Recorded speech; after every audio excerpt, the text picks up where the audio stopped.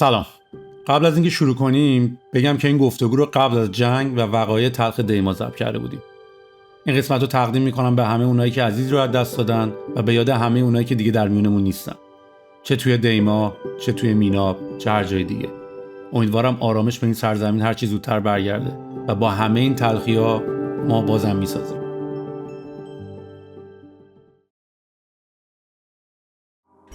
ببخشید یه ذره نگران کننده است ولی واقعیه. دولت مردا حاکمان اگه بفهمن اینو خیلی مهمه. داستان هوش مصنوعی تفاوتی که ایجاد میکنه تفاوت بین انسان پیشرفته با انسان نئاندرتاله. دکتر لرزو فیضبخش، شما ماشاءالله کم هم شاگرد نداشتین؟ تقریباً 5000 تا دانشجو داشتم. آیا برای کارآفرینی یاد گرفتن و اینا دانشگاه دیگه خیلی دیر نیست؟ دیگه این جایی برای بقا نداره. 60% محصلایی که الان دارن درس میخونن مشغول به کاری میشن که اون کار هنوز به وجود نیومده. من هیچ وقت از دانشگاه انتظار نداشتم یک نقطه بیرونی بیاد اینا رو به من بگه. وارد مسئله شدم و بعد اولین سوالی که دیدم برام موضوع جذاب شد که برم دنبالش. به نظر من از درس خوندن خیلی مهمتره، از دانشگاه رفتن خیلی مهمتره. یکیش تفکر طراحیه. مگه میشه کسی تو آینده موفق باشه مالی ندونه، یه کمی اقتصاد ندونه؟ همه اینا رو به هم دیگه وصل میکنم. چی تو بسکتبال یاد میگیری که تو کارآفرینی یاد میگیری، که تو کار کردن با آدما یاد میگیری، که تو بیزنس کردن با آدما یاد میگیری. امروز حل مسئله هم دیگه قابلیت نیست. با وجود AI سوال درست‌تر کردن که مسئله است. به نظر من رو این 3 تا مهارت به طور جدی باید کار کرد.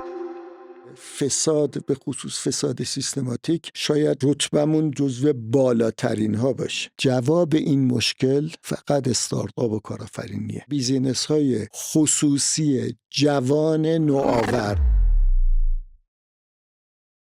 دمتون گرم. منم اینور ریکوردم. پس میتونیم شروع کنیم. بچه‌ها دمتون گرم. مرسی. ما با این آقای خوشروی هم فامیل در اومدیم. یه موقعی مثل که با من کلاسی چیزی داشته. شما ماشاءالله کم هم شاگرد نداشتین. یعنی ما هر کسی صحبت میکنیم تقریباً 5000 تا دانشجو داشتم. نه بابا، خیلی احساس خوبی باید داشته باشین نسبت به این قضیه. آره واقعا وقتی بچه‌ای رو میبینم که به خصوص خیلی هاشون تعداد بسیار زیادیشون موفقن، بله یه احساس خیلی خوبی به آدم دست میده. همین می‌خواستم بپرسم از این 5000 نفر چند نفر عاقبت به خیر شد؟ به نظرم تعداد زیادی، البته خب یه تعداد زیادی هم خارج از ایرانن. من حالا نمیدونم، الان داریم همینطور صحبت میکنیم، اگه خواستی بعدم تکرارش میکنیم. من یه دفعه دانشگاه واترلو قراری داشتم، اولین باری بود که داشتم میرفتم دانشگاه واترلو. بعد همین نیم ساعت زود رسیدم. توی حیاط که خیلی هم سرد نبود وایستاده بودم و همینطور قدم میزدم، یعنی منتظر بودم زمان بگذره تا برم داخل ساختمون و اون قراری که داشتم. شاید باورت نشه نزدیک مثلا شاید 25 نفر آدم همینطور یکی میرفت یکی دیگه میومد. حالا تو همین مثلا واقعا یعنی متوسط میشد دقیقه یه نفر میومد سلام علیکم، خیلی مثلا مشتاقانه. خیلی هاشون به هر حال تو ذهنم بودن، یه چند نفری هم بودن که واقعا آشنا نبودن، ولی حالا البته یه جنبه‌های مثبتی داشت، یه جنبه‌های احساس خوبی رم چیز نمی‌کرد. خیلی تعداد زیادی بچه‌ها بودن و آره یه ذوق زدگی خاصی رو ایجاد کرد. کلاً دانشگاه واترلو توی کانادا یکی از معروف‌ترین دانشگاه دنیا حتی توی علوم کامپیوتر و مهندسیه و بله. تقریباً تمام شرکت‌های تکنولوژی که تو کانادا هستن، حتی ما استارتاپ‌ها وقتی شرکت می‌زدیم اولین جایی که نگاه می‌کردیم برای استخدام، مثلا استخدام‌های مهندس و انجینیر و اینا، دانشگاه واترلو بود. بله. حتی کمپانی شاپیفای که جزء معدود کمپانی‌های یونیکورن که از آمریکا از دل کانادا آمده بیرون، بیشتر انجینیرای دانشگاه واترلو بودن. خیلی جذب خوبی کرده و قبل از این که بلکبری هم اوضاعش خراب بشه، اون خیلی واترلو رو در واقع خیلی معروف کردش. البته داستان کوآپش و اینا هم معروف بودش. من میخوام سوء استفاده کنم یه چیز رو بگم، حالا باز نمیدونم این به درد بخوره یا نه. من یک سال معلمی کردم دانشگاه واترلو. اون سالی که گفتم نه، یه 2-3 سال بعدش یک سالی اونجا معلم بودم، ویزیتینگ پروفسور بودم. و برام جالب بودش وقتی میخواستن مثلا تو استادا مثلا آدم یه کسی جدیدی رو میدید میخواستن معرفی کنن، قبل از که اسممو بگن، قبل از اینکه بگن مثلا کدوم دانشکده است، چی کار میکنه، این داره رو حوزه نوآوری کارآفرینی کار میکنه، این مثلا استارتاپ، این مثلا از ایران، اولش میگفتن این از شریف اومده و بعد شروع میکردن. حالا تو گفتی دانشگاه واترلو دانشگاه خیلی معروفیه، واقعا دانشگاه شریف خدا رحمت کنه دکتر مجتهدی رو و همه کسایی که واقعا توی درست کردن این دانشگاه به خصوص تو 20 سال اول زحمت کشیدن، واقعا مایه آبروی ما هستش. واقعا حالا من یه توضیح خیلی مختصری هم در رابطه با خود شما بدم، به خاطر اینکه من همیشه مهمونامو میگن سوال چرا معرفی نمی‌کنی مهموناتو. جناب علیرضا فیضبخش، سید علیرضا فیضبخش فکر می‌کنم، چون یه علیرضا فیضبخش دیگه هم داریم که ایشون هم توی شیمی خیلی معروفن و یعنی سرچشون بکنی فکر کنم این سید بودن شما یه نقطه‌ایه که باعث تفکیک این دوتا اسم خواهد بشه.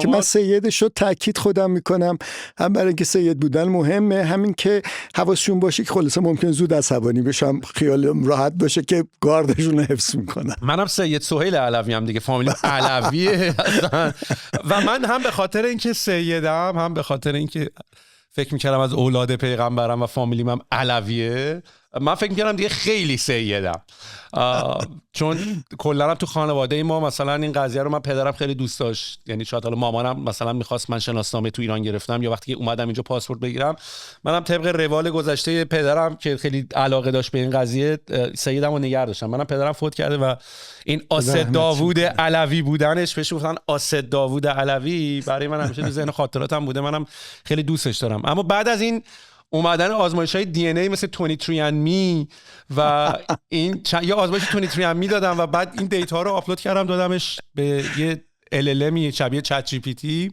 و یه سری دیتا هم راجع به محل تولد مادرم و پدرم هم بهش دادم. در اومد که ما اتفاقا هیچ خیلی ارتباط زیادی هم به اولاد پیغمبر نداریم. یعنی اصلا ظاهر بود که مادر من که لورم هست توی استان علیگودرز به دنیا اومد، توی شهرستان علیگودرز به دنیا اومده بود، اصلا جزو از قدیمی ترین کسایی بودن که تو فلات ایران تونستن زندگی کنن و پدر منم جهرم به دنیا آمده بود، اونا هم خیلی دور بودن از اون ناحیه، بنابراین من فکر کنم سید ما رو همینطوری گذاشتن رومون. پس من نرم این آزمایش رو بدم تا وقتی کسی خبر نداره و خودم خبر ندارم حوزشو بدم. شاید درست هم باشه، ولی به ما که اینطوری گفتن حداقل خیلی دوری از این قضیه، ولی خب توی یه دوره‌ای مثل خیلی روال بوده که سید رو انتخاب می‌کردن. جناب فیضبخش، الان شما مشغول چه کاری هستین؟ آیا همچنان به تدریس تو دانشگاه شریف ادامه میدین؟ بله، من الان در واقع معلم دانشکده مدیریت و اقتصاد دانشگاه شریف هستم و در واقع MBA تدریس میکنم، بیشتر تو حوزه نوآوری و خلاقیت و کارآفرینی و استارتاپ و اینها، در واقع آموزش و یه اندکی پژوهش و تعدادی دانشجو دکترا و البته یکی دو تا کارهای استارتاپی که خودم درگیرش هستم و اینا، ولی اونا هم تقریبا همشون یه جوری به دانشگاه شریف مربوطن. شما یه مسیر تحصیلی نسبتاً عجیب غریبی هم داشتین. آره، یه جور اسپاگتی بوده. آره. چطوری شما رفتین ژاپن درس خوندین؟ ببین، من لیسانس هم الکترونیک خوندم دانشگاه شریف. حالا شاید نمیدونم اینجا تو جو عمومی اعتراف کردن خوبه یا نه. وقتی دانشجو لیسانس بودم قاچاقی یه 4 ترم تاریخ خوندم و الکترونیک تقریبا ته و به قول جوونا اند مثلا علوم دقیقه و ریاضی و اینا هستش. از این ورم تاریخ ته در واقع، حالا نمیدونم شاید فلسفه، ولی عموما میگن تاریخ انتهای اون چیزی است که نه قابل تجربه است، نه قابل مشاهده است، نه قابل تکراره. یعنی از نظر مفهومی که حالا توی علوم دقیقه و ریاضی و مهندسی میگن علم، اون انتهاش. البته تاریخو تموم نکردم، شاید بیشترم به این خاطر که میگفتن اگه کسی 2 جا همزمان درس بخونه مثلا ممکنه اخراجش کنند و اینا. به هر حال منم ترم 4 دیگه امتحان پایان ترم رو ندادم. به موضوع مدیریت خیلی علاقه‌مند شدم. شاید نزدیک 37 واحد تو دانشگاه شریف از دانشکده صنایع و مکانیک و اینها درس‌های مدیریتی و اقتصاد اینا برداشتم و بعد یه فوق لیسانس رفتم تهران خوندم مدیریت. البته حالا بد نیست بگم خیلی جذابم نبود، یعنی یه ذره تو ذوقم خورد به خاطر که ما تو دانشکده برق همه چی خیلی دقیق و اثبات شدنی و اینها بودش. تو دانشکده مدیریت خیلی کلی و این بدیهه و این نتیجه میدهد و اونها. واسه همون شاید ترم اول تقریبا تصمیم گرفتم که اینو به یه جایی برسونم و برم یه چیزی یه ذره به دنیای مهندسی نزدیکتر بخونم. تقریبا درسم تموم شده بود، یعنی انتهای پروژه رو از اون طرف فرستادم. بورس از ژاپنیا گرفتم، رفتم یه فوق لیسانس دیگه صنایع خوندم و بعد دکترا و فوق دکترام رو 2 مرتبه به مدیریت نزدیک شد، مدیریت سیستم گذروندم و داستان کارآفرینی هم خیلی اتفاقی در واقع پیش اومد. یعنی توی کنفرانسی ارائه‌ای داشتم که باید مقاله‌مو ارائه می‌کردم. اون پنل تعداد مقالات متفاوتی بودش، از جمله 2 مقاله قبل از من وحشتناک جذاب بود برام و زندگیمو تغییر داد. یادم یکی 2 کار تیمی بود که 2 استاد از امریکا اومده بودن، یکی دیگه هم موضوع نوآوری بود. پیش خودم فکر کردم اگه بخوام واقعا روی موضوعی کار کنم، یه چیزی رو برای ایران ببرم، شاید موضوع نوآوری و استارتاپ و البته اون موقع کلمه استارتاپ کمتر استفاده میشد، کارآفرینی شاید مهمتر. و 2 مرتبه یه سویچ دیگه تو زندگیم پیش اومد، شاید میشه گفت 5-6 بار تغییر رشته دادم. تجربتون توی ژاپن چطور بود؟ چون اتفاقا فکر میکنم ژاپن یکی از جاهاییه که مهد کارآفرینی و حتی به قول خودتون دیزاین تینکینگ و اصلا کمپانی‌های بزرگ دنیا مثل سونی و خیلی کمپانی‌های بزرگ دنیا اونجا بودن. چرا ژاپن یه همچین پتانسیلی داره؟ واقعا شاید این خیلی جنبه‌های متفاوتی داشته باشه و نشه اولا ژاپنیا واقعا آدمای سخت کوشی هن. جالبه بدونید خودشون معتقدن که کسای ژاپن رو درست کردن که گروه خونیشون آی مثبت بوده و مصرن که کسایی که آی مثبت هستن خیلی با پشتکار و مقاوم و سمج هستن. و حتی راستشو بخوای یه نگرانی که من یادم اواخر، یعنی قبل از سال 2000 اونجا مثلا توی جامعه خیلی مطرح بودش، این بود که میگفتن جوونا تعداد کمیشون گروه خونیشون آی مثبته و نگران این بودن که آینده ژاپن چطور میشه. شاید به غیر از سخت کوشی پذیرندگی یکی از اونا باشه. معروفه میگن این موجوداتی که در خلال تکامل در واقع بقا پیدا کردن، قبلا میگفتن اینا اونایی بودن که بیشتر با محیط فیت بودن و فیتنس بالایی داشتن. این اخیراً بیش از این که به فیت بودن تاکید کنن، به توان تطبیق دادن، توان تطبیق کردن، هم آوا شدن با اون چیزی که دور و برمون هست تاکید میکنن و میگن شانس بقای این موجودات اینه. ژاپنیام خیلی تطبیق پذیرن، یعنی شرایط متفاوت با سخت‌کوشی البته، ولی خودشون رو تطبیق میدن. البته یه نکته منفی هم که شاید بشه گفت، حالا شاید نمیدونم به این صراحت بشه گفت منفی یا نه، ژاپنیا هم خیلی مقلدن، هم که یه جوری، ببخشید اینو میگم، من به هر حال 10 سال اونجا تقریبا زندگی کردم و دوست دارم اون مردمو، ولی بزرگترین دزدای صنعتی دنیان. یعنی همه چیزو از توی زاویه دوربینشون عکس گرفتن، ریورس انجینیرینگ و مهندسی معکوس کردن و از نو خودشون ساختن. باز یادم سوال مثلا حوالی سال شاید 95 میلادی بود، 94 میلادی بود، ژاپن در واقع این که یه جوری دیگه الان لبه تکنولوژی دنیاست، سوال جدی و سوال تو دانشگاه این بود که خب حالا از این به بعد چی کار باید کرد؟ چون تا حالا یه عده جلوتر بودن، ما کپی میکردیم و الان که ما خودمون اون بالاییم چجوری باید بتونیم این برتری رو حفظ کنیم؟ البته شایدم بشه گفت به هر حال الان ژاپن اونقدر که سال مثلا 92 95 مهم بود تو دنیا، مثلا شاید مدیریت ژاپنی رو شنیدید، من اون زمانی که داشتم انتخاب میکردم که کجا برم درس بخونم اینو شنیده بودم که کسایی به علت یعنی مشاورانی که مدیریت ژاپنی مشورت میدادن اینا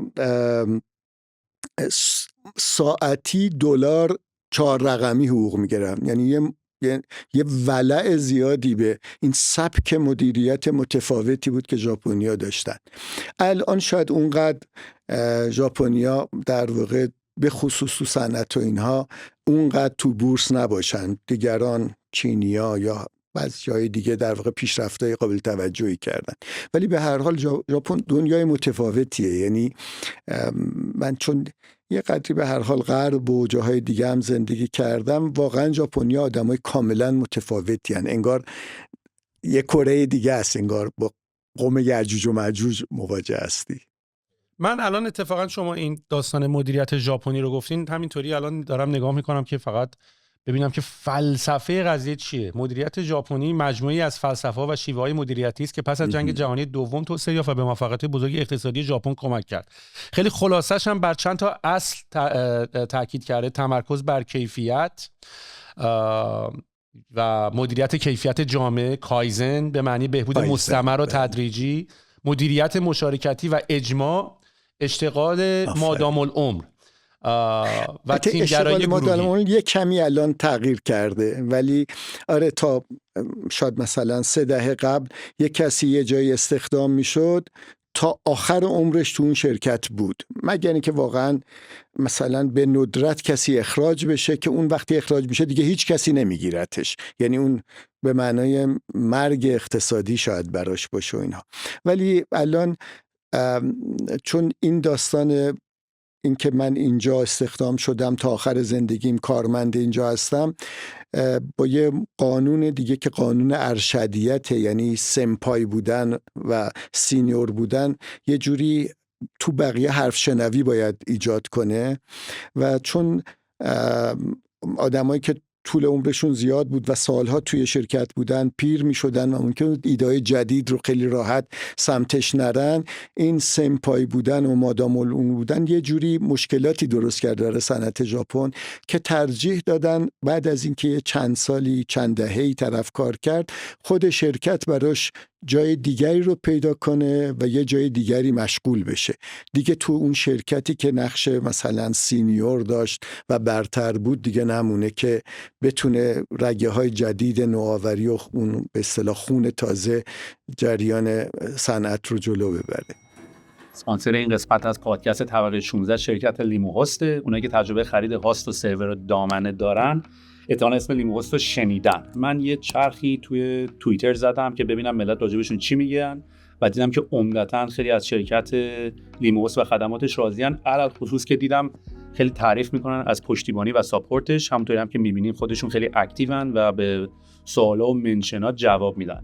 جدیداً شرکت لیمو هاست یه سرویسی رو لانچ کرده به اسم مقیاس یا همون احتمالاً اسکیل که همونطوری که از اسمش پیداست برای شرکت‌ها و کمپینایی که میره بالا و عمدتاً به خاطر ویزیت بالا سرویس‌ها داون میشه که این اتفاق تو ایران هم کم پیش نمیاد.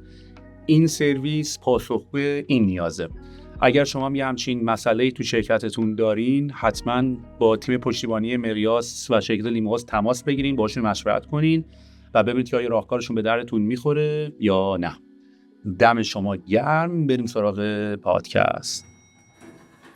این داستان کلن اشتغال مادام العمر، حالا کاری به داستان ژاپن ندارم، ولی در حقیقت توی افکار جامعه و من حتی توی دوستای خودم یا با بچه‌هایی که اینجا الان توی کانادا باشون صحبت میکنم، به هر حال یه تفکری وجود داشت یا دنیا طوری کار میکرد که ما میرفتیم مدرسه و خب این سیستم درسی هم که الان ما داریم از زمان انقلاب صنعتی میاد، یعنی به اصطلاح چیزی که حالا من خوندم در این باره بود که اصلا مدرسه اول از همه به وجود اومد به خاطر اینکه این پدر و مادرها همه در این کارخانجات مشغول کار بودن، هم باید جایی می بودن، هم باید از این فرصت استفاده میشد تا این نسل بعدی برای استفاده از این ماشینالات تجربه کسب بکنن. و بعد از اینکه مثلا دنیای صنعتی وارد یه مرحله دیگه شد، ما همچنان داریم از همون روش آموزشی داریم استفاده میکنیم. و خب تفکرم اینطوری بوده که شما میری یه چیزو میخونی و بعدش مثلا یه عمری درس میخونی، فارغ التحصیل میشی و بعد وارد بازار کار میشی و اگر مثلا تو بانک هم کار میکنید که تا آخر اون تو بانک هستی.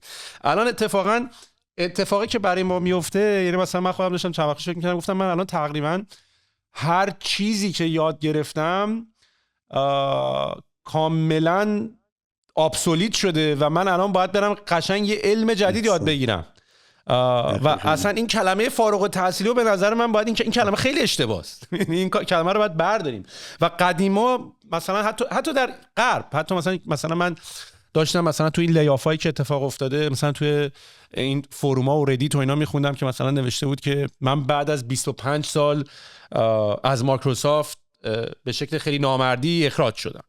یعنی حتی تصور اینا این بوده که یک کار، یعنی شاید بعضی از آدما فقط در یک شرکت کار کردن و تا ابد تجربه می‌کردن، میرفتن یک شرکت کار می‌کردن و از اون شرکت هم ریتایر می‌شدن و اصلا امریکن دریم، این دنیای آمریکایی این بود دیگه. شما اگر به آمریکا میتونستی برسی، هدف این بود که با سخت کوشی به هر جا که بخوای میرسی. سخت کوشی هم اون امریکن دریم هم یه تعریف یه خونه فامیلی هوم و خونه خانواده و برای 4-5 نفر و 2 تا ماشین و بیمه و اینا بود. ولی الان کاملا این تار و پود این از هم پاشیده و اصلا کلا در همه جای دنیا اینو میبینیم. ولی من یه مقداری خودم بیشتر نگران ایران هم هستم، چون این اتفاقاتی که داره میفته، اهم از مثلا هوش مصنوعی که داره میاد و کاملا داره داینامیک بازی رو عوض میکنه. یعنی ارزش چی بود، کار سخت یعنی چی، چه کارهایی رو به دست هوش مصنوعی بسپاریم، چه کارهایی رو خودمون بکنیم. این یه مقداری داره شکاف طبقاتی رو بیشتر هم میکنه. حالا درسته که در بلند مدت ممکنه که سودش به نفع همه باشه و همه به یه پروداکتیویتی برسن، ولی در کوتاه مدت این اختلاف رو بدون شک داره بیشتر میکنه. یعنی پولدارا شاید دارن پولدارتر میشن، شرکتایی که بازدهی بالا داشتن بازدهی بالاتری هم خواهند داشت و اینو من بعضی موقع توی ایرانم بهش خیلی فکر میکنم. من اینطوری هم که اگر توی ایران ما این موج بعدی رو سوار نشیم، ما خیلی موج از دست دادیم تو ایران، موجای تکنولوژیکی، موجای اقتصادی، ولی این موج رو دیگه ما اگر نتونیم روش سوار بشیم، چون هوش مصنوعی هم فقط بحث کار نیست، حالا بحث سکیوریتی ملت و بحث امنیتی و بحث ارتش و میلیتری و خیلی نکته‌های دیگه هم داره و ما اگه نتونیم تو این سوار بشیم، خیلی دیگه شاید عملاً کچاپ کردن و رسیدن به این مرحله خیلی برای ما دور بشه. واسه همین کارآفرینی راه حلیه برای همچین مشکلاتی. یعنی من دیدم شما قبلا حدود 6-7 سال پیش توی TEDx تهران صحبت کرده بودین و جملتون رو با یک کوتی از یک کتابی با تغییری به مضمون که خودتون هم تغییر شده بودین زده بودین: مرگ، کارآفرینی و دیگر هیچ. زندگی، کارآفرینی و دیگر هیچ. همچین زندگی، کارآفرینی و دیگر هیچ. و منم دلیلی که این پادکست رو شروع کردم خیلی ناخودآگاه، چون دیدم خیلی داشتین، شما یکی از کسایی هستین که به هر حال نقش خیلی بزرگی و کلیدی تو دانشگاه شریف حتی با برگزار کردن کورسای کارآفرینی، فکر کنم اولین اینیشیتیو کارآفرینی هم شما توی به شکل دانشگاهی تو ایران تو شریف شروع کردین، درسته؟ در واقع اولین جایی که رسما یه انتیتی جایی رسما رو حوزه کارآفرینی کار کرد، بله، تو دانشگاه شریف بود که به یه تعبیری اولین مرکز کارآفرینی و شروع قضیه بود. و طبیعتاً اولین درسی که رسما توی یه جایی داده میشد، مثل دانشگاه که در واقع نمره بگیرن بچه‌ها، بعد اولین درسم توی شریف به یه تعبیری داده شد. من توی گفتگوتون با جناب شعبان علی شنیدم که یه حرفی زدن که شما هم گفتین دیگه نگاهش کردین براتون جذاب بود. من به این قضیه خیلی فکر کردم. آیا برای کارآفرینی یاد گرفتن و اینا دانشگاه دیگه خیلی دیر نیست؟ برای من خیلی جالب بود. ببین من بذار چیزهایی که گفتی یه ذره تو ذهنم طبقه بندی کنم، یعنی از یه ذره قبلتر صحبتت بخوام برم جلو. همونطوری که اشاره کردی انقلاب صنعتی 2 چیز رو در واقع ایجاد کرد. یکی این که چون تولید انبوه داره میشد،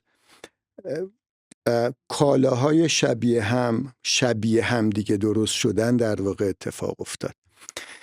یه داستان دیگه هم این بودش که خود کسب و کارا با توجه به تکنولوژی که بودش، آدما رو که استخدام میکردن باید بهشون آموزش میدادن که از این ماشینا چطور باید استفاده کنی.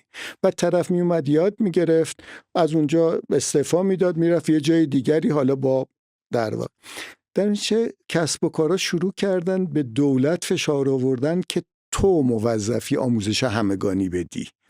و به نظرم یه اتفاق بزرگ توی دنیا بود که حاکمیت ها تو کشورهای مختلف به خصوص غرب شروع کردن آموزش رو به عهده گرفتن، برای اینکه کسب و کارها حاضر نبودن این کار رو بکنن و فشار می آوردن سر.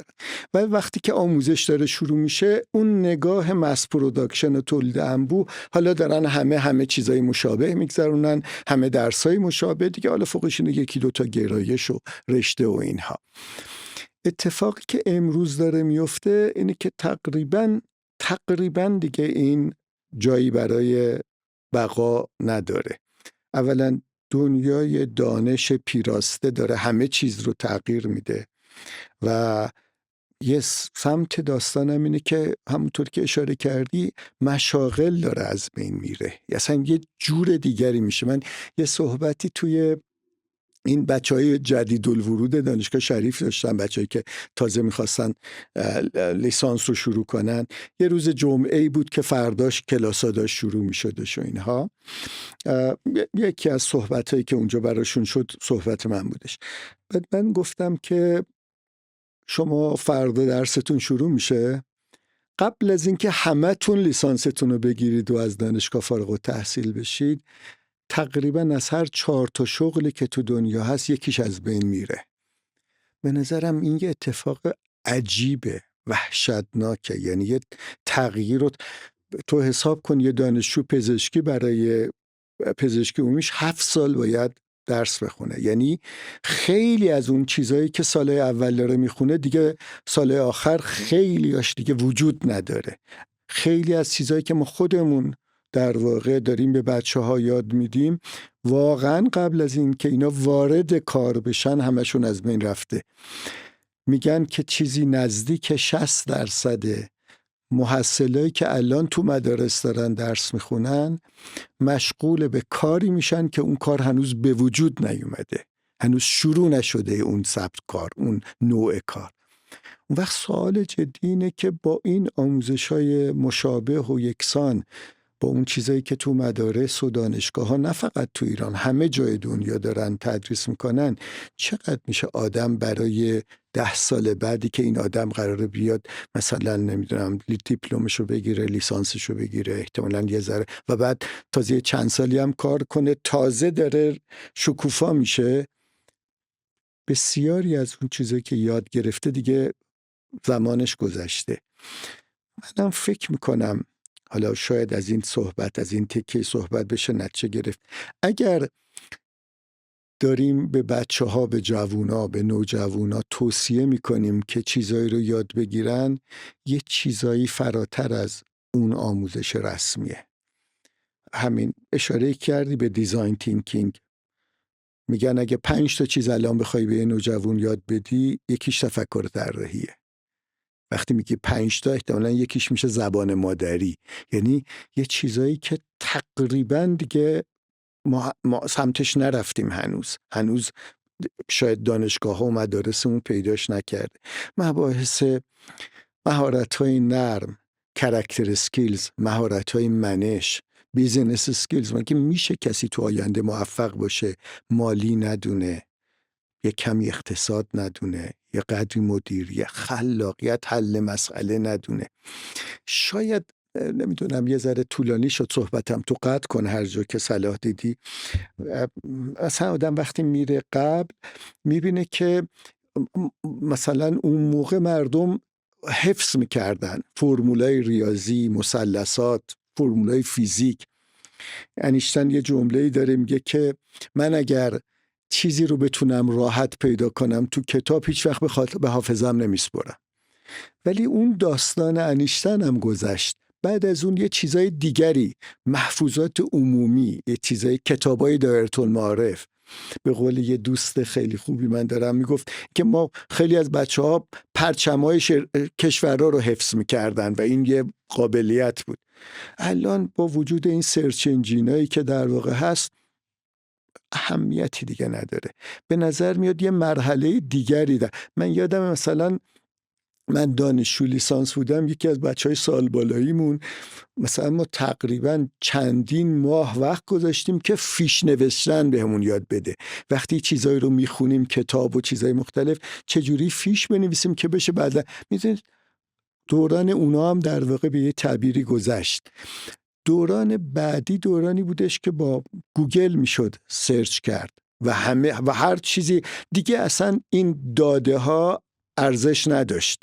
مهم این بودش که تو بتونی در واقع حل مسئله بکنی و حل مسئله قابلیت بود. من میخوام بگم سهیل، امروز حل مسئله هم دیگه قابلیت نیست. الان با وجود AI میدونین که میگم پرامپت باید بنویسید، یعنی سوال درست تر کردنه که مسئله است. یعنی به نظر میاد حتی تو این نگاه تفکری ما در واقع مواجه با تغییرات عمده‌ای هستیم.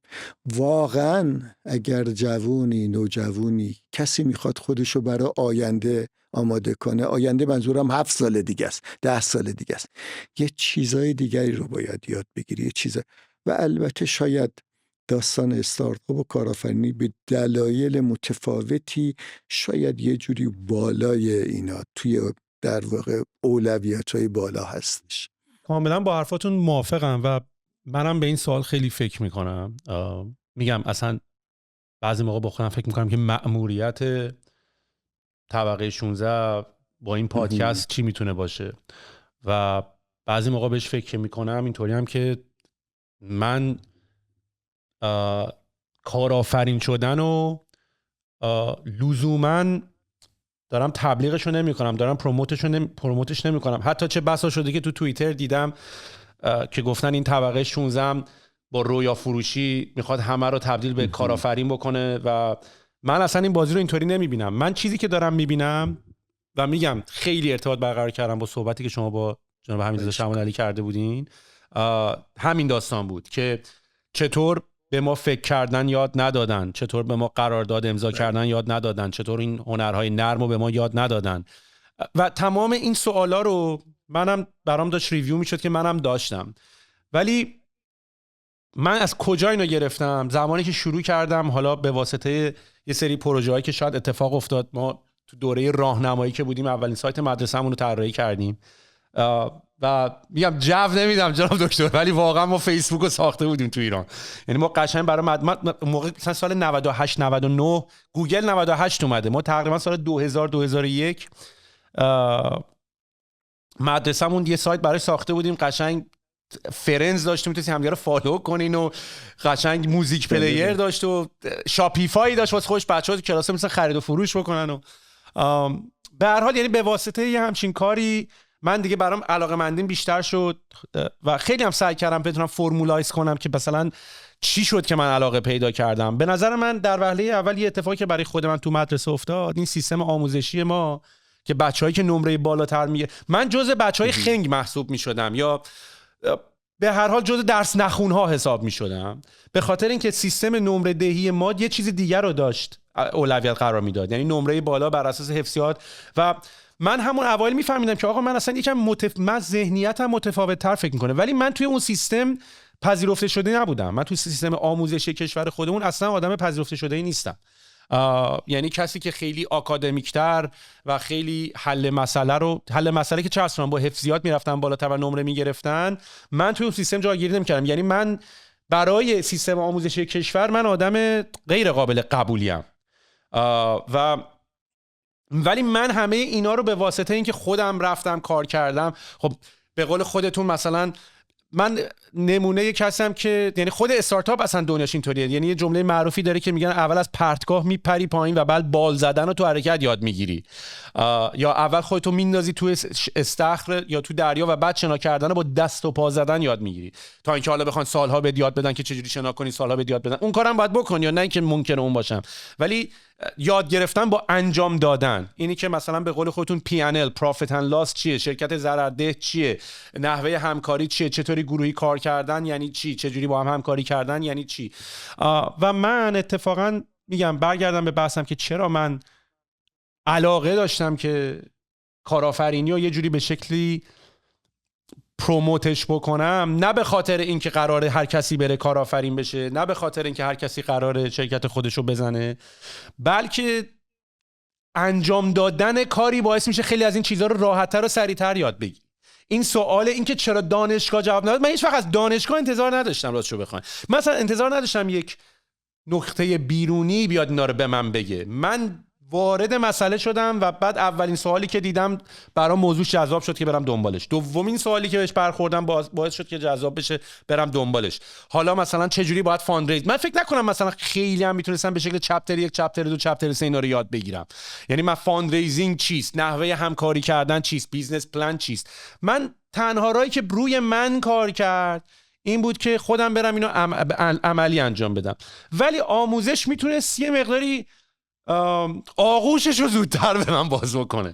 یعنی مثلا بعضی موقع احساس میکنم خیلی چیزا رو من دیگه انقدر نباید از بیخ و بن از اسکرچ یاد میگرفتم و متاسفانه آموزشاش خب توی کشور ما نبود دیگه. من از همون اولم که من خیلی زود فهمیدم دکتر میخوام ایران نباشم، خیلی زود، یعنی بتونم دبستان من همون اوایل خیلی انیمیشن و اینا دوست داشتم و خب اصلا کشور خودم جذاب نبود توی این حوزه. یعنی مثلا نه فیلم انیمیشنی خفنی میدیدم، نه مثلا صنعت سینمایی که جلوه های ویژه داشته باشه دیدم.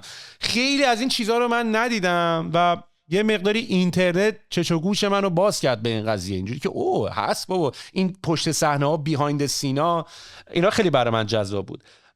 بنابراین منم احساس میکنم که این سیستم آموزشی، من فکر کنم حتی شما هم خودتون اشاره کردین، یعنی منم خودم ورزش کردن و بسکتبال بازی کردن، من همه اینا رو به هم دیگه وصل میکنم. چی تو بسکتبال یاد میگیری که تو کارآفرینی یاد میگیری، که تو کار کردن با آدما یاد میگیری، که تو بیزنس کردن با آدما یاد میگیری. بنابراین من خودم یه مقداری احساس میکنم که این خیلی باید از دوران نوجوانی شروع شه، خیلی زودتر، خیلی زودتر. من دیگه تقریبا اول راهنمایی، دوم راهنمایی به واسطه حالا سایت ساختن و اینا وارد این بازی شدن. دانشگاه خیلی دیره. درسته. من یکی دو تا نکته رو مطالب خوبی که فرمودید بگم. من معلم شاید به یه تعبیری بهترین دانشگاه کشور، شاید مثلا معمولا به خصوص رشته توی ریاضی در واقع بالاترین رتبه ها میان توی شریف و احتمالاً باید به درس خوندنم خیلی بها بدم، خیلی توصیه کنم، تاکید کنم. ولی یه جمله هست مال برنارد شاوه، میگه که آدمای ریزنبل، آدمای مستدل، آدمایی هستن که قانون بازی رو میفهمن و خودشونو با اون قانون تطبیق میدن. آدمای unreasonable، آدمای نمیدونم چی بگیم، غیر منطقی مثلا، یا نمیدونم ترجیح میدم از یه اصطلاح دیگری جلوتر استفاده کنم، کسایی هستن که قانون خودشونو فورس میکنن به بازی. و برنارد شاو میگه که اونا هستن که دنیا رو درست کردن، اونا هستن که با قوانین خودشون در واقع اونا هستن که دنیا رو بنا کردن. این آقای آدام گرانت که من واقعا دوستش دارم، یه اصطلاحی داره، میگه آدمای ناسازگار، اونایی که در واقع شبیه بقیه نیستن، اونایی که در واقع تو چارچوبا نمی گنجن و معمولا سر کلاس خیلی در واقع جزو گربه ملوسای معلمان نیستن، اوریجینالز به اصطلاح. کتابی هم که داره مثلا اوریجینالز دیگه، اونایی که اوریجینالن. بله اوریجینالن. میگه اونا هستن که در واقع همه چیز رو بنا کردن و داره خیلی توصیه میکنه که اگه میشه اوریجینالیست باید بود. به نظرم این خیلی مهمه. ولی داستان آموزش داستان دیگه است. منم قبول دارم خیلی از ادبیات البته آمارای یکسانی نداره، ولی خیلی ها میگن از هر 11 نفر یکی کارآفرین میشه. اما یه موقع داریم میگیم کارآفرین، یه موقع داریم کلی چیز این وسط هست، کلی فاصله است بین یک کارآفرین و یک کارمند کاملا در واقع کار روتین. خیلی چیز نمیخوام اصطلاح بدی به کار ببرم، تو مجبور نشی حرف منو قطع کنی یا از حذفش کنی و اینها. به نظرم دونستن اینا خیلی مهمه. پیتر دراکر که واقعا شاید جز بزرگترین علمای مدیریت این قرن اخیره میگه که کارآفرینی یه میستری نیست، یه رمز و راز نیست، جادو نیست، ماجیک نیست. کارآفرینی مثل هر چیز دیگری که در واقع تأثیرگذاری دیسیپلینه و میگه میشه یاد گرفتش. من اتفاقا مصرم که مثل مدیریت، هر کسی ممکنه بگه من مدیریت بلده، من جوهره مدیریت دارم، ولی این همه هزینه میکنن میرن یه جایی توی دانشگاه خوبی مدیریت MBA میخونن. مثلا شما بهتر باید بدونی مثلا یه کسی که میخواد بره هاروارد MBA بگیره داره سر $200,000 هزینه صحبت میکنه که یا با وام و یا با پرداخت و یه جورایی خودشو بدهکار میکنه $200,000، ولی میارزه برای اینکه یاد گرفت. اینا آموزش دادنیه، قابل لرن شدن هستش. و به نظر من خیلی خوبه کسایی که میخوان استارتاپ بزنن یا حتی حدس میزنن از این تیپ آدمان، به قول تو اوریجینالان، آدم استارتاپیا هستند و اینا، خیلی مهمه که واقعا شروع کنن آموزش درست ببینن و آموزش ببینن. البته من قبول دارم هر چه زودتر این اتفاق بیفته. ما خودمون تو شریف یه لاین رو باز کردیم برای آموزش نوجوانا، بچهای دبیرستانی، و جدای از آموزش یه سری رویدادایی که بتونه مثلا کمک بکنه بچه‌ها در واقع وارد این فضا به آینده مال این فضاست. راستشو بخوای سمت بچهای دبستانی هم رفتیم یه 2-3 سال، ولی من دیدم ارزشو ندارم، بلد نیستم و درنچه خودم یعنی به خاطر ناتوانی خودم کشیدم کنار، نه اینکه فکر کردم مثلا نمیشه رو بچه‌های کوچیک در واقع بچه‌های دبستانی کار کرد. به نظرم باید روی اونا هم کار کرد و هر چه زودتر این اتفاق دامن زده بشه، شکل بگیره و اون مهارت‌های نرم در واقع به بچه‌ها یاد داده بشه، به نظرم شانس اصلا یه در جدیدی باز میشه. من نه به این دلیل که معلم خوبی بودم، بلکه به این دلیل که موضوعاتی رو توی دانشگاه شریف آوردم که قبلا باب نبود، ناسازگاری بود تو دانشگاه. من یادمه مثلا سال اولی که مرکز کارآفرینی رو تو دانشگاه زده بودیم، من مصرم بچه‌ها باید تجربه فروش داشته باشن. بچه‌ها رو می‌بردم بیرون تو پارک چیزی بلال بفروشن، یاد بگیرن، باید بفروشن. حالا اگه فرصت شد سر این بیشتر صحبت میکنم. ولی اون موقع دانشگاه خیلی شاید 95% استادا مصر بودن که این اصلا در شأن دانشگاه نیست. دانشگاه شریف باید استاد تربیت کنه، بچه‌ها برن دست فروشی کنن که چی بشه. من به نظرم میاد با این، البته الان الحمدلله خیلی فضا تغییر کرده، یعنی باید دردسر این مطالب شروع شد، ولی این که من بتونم یه همچی چیزایی رو یاد بگیرم، تجربه کنم. من به نظرم تو فرمایش شما هم بود اکشن لرنینگ داشته باشم و حتی یه قدم جلوتر گیم بیس لرنینگ داشته باشم، با بازی، با درگیر شدن، با فان، با لذت در واقع اینا رو یاد بگیرم. به نظرم یاد گرفتن خیلی مهمه و بهتره که آدما روی استعداد خودشون تکیه نکنن و حتما آموزش ببینن. اما آموزش دیدنم میدونید به خصوص تو کشور ما فیک تا دلتون بخواد سره و ناسره خیلی زیاده. پیدا کردن یه جایی که آموزش درستی میده به نظرم خیلی مهمه، ولی آموزش ضروریه و اصلا لرنینگ. حالا سوال اینه که لرنینگ باید تو دانشگاه باشه یا اصلا دانشگاه لازمه؟ من سوال یه چیزی معتقدم، طبیعتا به خاطر معلم بودنم خیلی ما با هم صحبت میکنن که ما مثلا بچه‌مون کنکورش اینطور شده، به نظر کدوم رشته بره، این رشته بره اون بره. من بعضی وقتا به خیلی از این خانواده‌هایی که شاید راحت تر هستن و حدس میزنم حرفمو بهتر میفهمن میگم که شاید دانشگاه مهمتر از رشته است. چون شما تو بعضی از دانشگاه‌های خوب، اونایی که پیشروترن، چیزای زیادی رو میتونید یاد بگیرید که جای دیگری گیرت نمیاد و برداشت من این که اون چیزا گرونتر از آموزش رسمی دانشگاه است. مردم همین هاروارد که مثال زدم، مردم میتونن حتی همون 10-15 تا درس رو از تو یوتیوب و نمیدونم کورسرا و خان آکادمی و ادکس و اینا پیدا کنن و حتی شاید بتونن بهتر از هاروارد درس بگیرن. اما تو هاروارد کنار آدمی میشینه که شانس این که اون آدم 5 سال دیگه یه جای دنیا یه کاری باشه خیلی مهمه. دارن نتورک درست میکنن. به نظر من دانشگاه به خصوص مقطع لیسانس، من خیلی با فوق لیسانس و دکترا موافق نیستم. یعنی معتقدم حتی یه جایی مثل شریف که داره نخبه ها رو جمع میکنه، واقعا از هر 1000 نفر 1-2 نفر 5 نفر باید برن ادامه تحصیل بدن و باید اینا رو سوق داد سر این که بیزینس بزنن، خلاقیتشون، نوآوریشون، سخت‌کوشیشون رو تو راه انداختن این کارا یا لااقل تیم کسب و کارا بشن، تیم بشن و کمک کنن این اتفاق بیفته. آینده ببین گفتم شغلا داره تغییر میکنه.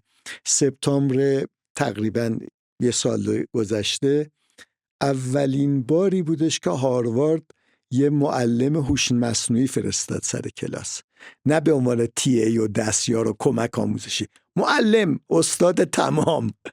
یعنی الان که داریم صحبت میکنیم نمیدونم 5 سال دیگه چیزی به اسم استادی دانشگاه باقی میمونه اصلا تو دنیا یا نه. یعنی این ولی دانشگاه چیزهای زیادی رو میتونه به آدم بده، نه لزوما اون چیزهایی که سر کلاس داره یاد داده میشه، ولی کارآفرینی، استارتاپ زدن، با توجه به تحولاتی که این حوزه دانش داره آدم باید بتونه از یه جای سرچشمه خوبی یاد بگیره. خیلی چیزایی که ما امروز تو حوزه کارآفرینی آموزش میدیم با اون مطالبی که حتی 10 سال قبل آموزش میدادیم تفاوت معناداری کرده.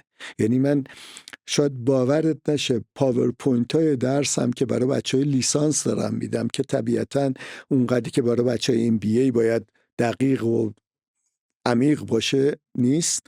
باور کنید تو این 10 سال 70%، 80%ش تغییر کرد. یعنی هر 2 ترمی من انگار یه بار دارم شخ میزنم 2 مرتبه مطلب آماده میکنم. ولی باید کارآفرینی رو آموزش دید، ولی آموزش درست و البته آموزشی که با کار و شبیه سازی و بازی و اینا همراه باشه. دقیقاً با تو موافقم. یعنی این سرعت تغییرات ما به عنوان یک جامعه بهش خیلی عادت نداریم و اتفاقات خیلی زیادی هم از نظر فرهنگی تو اون اتفاق افتاد که به نظر من بررسی کردنشون خالی از لطف نیست، به خاطر اینکه وقتی از الان به گذشته نگاه میکنیم یه مقداری تصمیم گیری راحته، ولی اگه خودمون رو برگردیم تو اون زمان بذاریم با توجه به دیتای اون زمان، این که چرا اون تصمیم گرفتیم یه مقداری درکش سخت میشه. من حتی همین الانم تو کشور خودم که یه سری اتفاقاتی میفته و بعضی موقع نگاه میکنن مثلا مردم میان میگن مگه معلوم نبود اینطوری میشه یا چرا این کارو کردی تو که میدونی اینطوری. من میگم که اگه برگردی جو اون موقع اینطوری ولی نبود، این جو رو ما هنوز کانتکسی که توش اتفاق افتاد ما هنوز توان ضبط کانتکست رو نداریم یا اون فیلینگ و اون احساسه رو موکول کنیم به قدرت تصمیم گیری الانمون. مثلا من یه مثالی که یادم میاد، خب وقتی که یه مقداری توی کشور ما هم داشت حالت پیشرفته تر شدن و مدرن شدن رو تجربه میکرد و قشر میدل کلاس وارد جامعه شده بود و مسائل مالی تقریباً خیلی پیچیده نبود. یعنی با یه کار کردن و یه شغلی تو میتونستی پول دراری. این دکتر شدن و مهندس شدن و به اصطلاح دانشگاه رفتن و در مقاطع عالی درس خوندن واقعا امتیازی بود. چند وقت پیش نیست من مامانم به من میگفت ای کاش بری یه بیزینسی، یه رستوران، یه چیزی بزنی، میدونی تو بازار باشی. یعنی من مادر خودم هم نشونی همچین حرفی رو میزد. کسی که ما رو همیشه تشویق میکرد، خانواده که ما رو تشویق میکرد که برید تحصیلات عالی داشته باشین، خودشون اینطوری چه اشتباهی کردیم ما 2 تا زمین نمیدونم اونجا نخریدیم الان بفروشیم یا و این تغییر فرهنگ برای من جذابه. یعنی من نگاه که میکنم میگم الان داریم نگاه میکنیم میگیم چرا بچهای ما در مدرسه اینا رو یاد نگرفتن، ولی اگه برگردین گذشته رو نگاه کنیم اصلا جوش اینطوری نبود.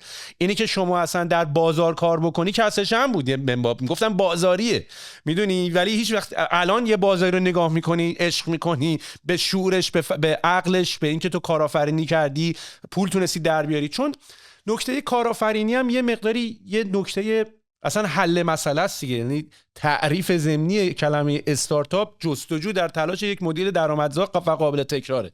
اصلا کلا مایندست انترپرنورشیپ یعنی اینکه من میگم من دلیلی که خودم علاقه‌مند شدم به این قضیه اینطوریه که به نظر من در این دنیایی که ما داریم زندگی میکنیم و پر از مشکل توش وجود داره، این داستان فقط با انترپرنورشیپ حل میشه. یعنی راه حل در کارآفرین بودنه. کلمه کارآفرین حالا یه مقداری من یادمه تو زمانی که ما تو ایران بودیم یه مقداری سعی کردیم این کلمه رو روش بازی کنیم، چون کارآفرین یه مقداری انگار مثلا 3-4 نفر رو داری حقوق میدی، 10 نفر رو داری. کلمه کارآفرین یکم بد جا افتاده. این من مشکلم با این ترجمه‌های لغوی فارسی همینه دیگه. شاید ارزش آفرینی کلمه بهتری از کارآفرینی باشه، چون کارآفرین میگم این که یه رستوران داری 5 نفر اونم کارآفرینی کردی ها، اونم سخته ها، مثلا بعد براش نشه، ولی ارزش آفرینی برای حل مسئله است. و من با پارسایی که دوستان توی پادکستی که اون اوایل داشتیم، اصلا توی ایران کالچر و فرهنگ کارآفرینی رو ما خیلی نداشتیم. میدونی تو کشوری که پدر و مادرها رو دیدن بچه‌ها که با گذاشتن پول تو بانک، با خرید یه ماشین و گرونتر فروختن، من اینا رو بعداً خودم فهمیدم. یعنی منم مثل شما در تلاش برای دیکود کردن این که چه اتفاقی افتاد یا چه چیزی شد که این طرز تفکر و من دارم باتون به اشتراک میذارم. یعنی شما به عنوان کسی که مثلا استاد دانشگاه شریف هستین و علاقه دارین، منم دارم سعی میکنم یه مقداری از این کنجکاوی‌های ذهنی که داشتم و باهاتون به اشتراک بذارم که من از یه درایی وارد شدم که احساس میکنم یک سری از این مشکلات همینه. چون من اتفاقا ما یه گروهی توی واتساپ داریم به اسم فجر دانش که یه سری از بچهای قدیمی چون ما همچنان در ارتباطیم. یعنی من یکی از شانسایی که شما هم بهش اشاره کردین، من یکی از شانسایی که آوردم این بود که منطقه زندگی کردن من در آینده فعلی من خیلی تاثیر داره. یعنی من به قول استیو جابز که به عقب نگاه میکنم you can only connect the dots looking forward. یعنی شما فقط نقطه ها رو میتونین از زمان قدیم وصل کنین به هم دیگه، اون موقع نمیتونید بفهمی. چون شما هم اشاره کردین که چقدر این مسائل که در دانشگاه هاروارد باشین خیلی مهمه. چون ما توی ایران دوباره داستان دیگه هم داریم که هی میگن اگر تو کارآفرین بودی، اگر تو کشورتو دوست داشتی میموندی در همین کشور این کارا رو میکردی. اینا جملات غلطیه به نظر من، یا اگر درک درستی ازش نشه و کانتکست بهش داده نشه بد برداشت میشه. اینا خطرناکه این جملات، به خاطری که من دارم نگاه میکنم. من یه زمانی آدما بعضی موقع مثلا گارد میگیرن که وقتی آدما میان میگن که خانواده ها اگر خانواده تو توانشو داشت اینطوری بود، یعنی اینا رو به چشم بولی کردن همدیگه میگیم. یکی که خانواده ثروتمندی داره و پول داره بولیش میکنیم که تو بابات این کاره بوده و چون تو لاته کف خوابی مثلا خیلی خفن تری. ولی اینو تا یه حدی من میپذیرم، ولی اگر ما به این شعور رسیدیم الان من موظفم که برای بچه و خانواده آیندم جای درست انتخاب بکنم. یعنی من همین الانش که تو کانادام دارم میگم آقا من نمیخوام یه روزی بزرگ شم و مثلا اگر بچه داشتم بچه‌م بهم میگه چرا کانادا بیرون نیومدی موندی کانادا، چرا مثلا نرفتی تو این کشور که شرایط مثلا راحت تری داره. من اگر مثلا بچه‌ای بودم که پدر من تو جهرم به دنیا اومده و توی نیریز مثلا بزرگ شده، شال و کلا کرده خودش رو رسونده تهران، مادر من از علی گودرز شال و کلا کرده خودش رو رسونده تهران، اینا با هم آشنا شدن و من اگر در شهرک غرب به دنیا نیامده بودم، در هرمزان به دنیا نیامده بودم، در آن زمان زمین بسکت ورزش یاد نگرفته بودم، در اون مدرسه درس نخونده بودم، الان من شرایط دیگری داشتم و اینو من باید تبدیلش کنم به یک نکته‌ای که میتونم ازش چیزی یاد بگیرم که حداقل برای آیندهم این کارو بکنم یا برای این که شرکتم یا کارم بکنه شرایط رو بهتر رو بهم بیارم. من مثلا خب خیلی همچنان به گذشتم و من خیلی رفلکت میکنم، یک از شدم اوورتینکش زیاد میکنم، ولی فکر میکنم از یاد گرفتن یعنی همین که مثلا اتفاقاتی که برای من در ایران در ریحون افتاد، مثلا من الان متوجه شدم که یعنی اینو بهم همه میگن مثلا تو حس شهودت و اینتویشنت بالاست.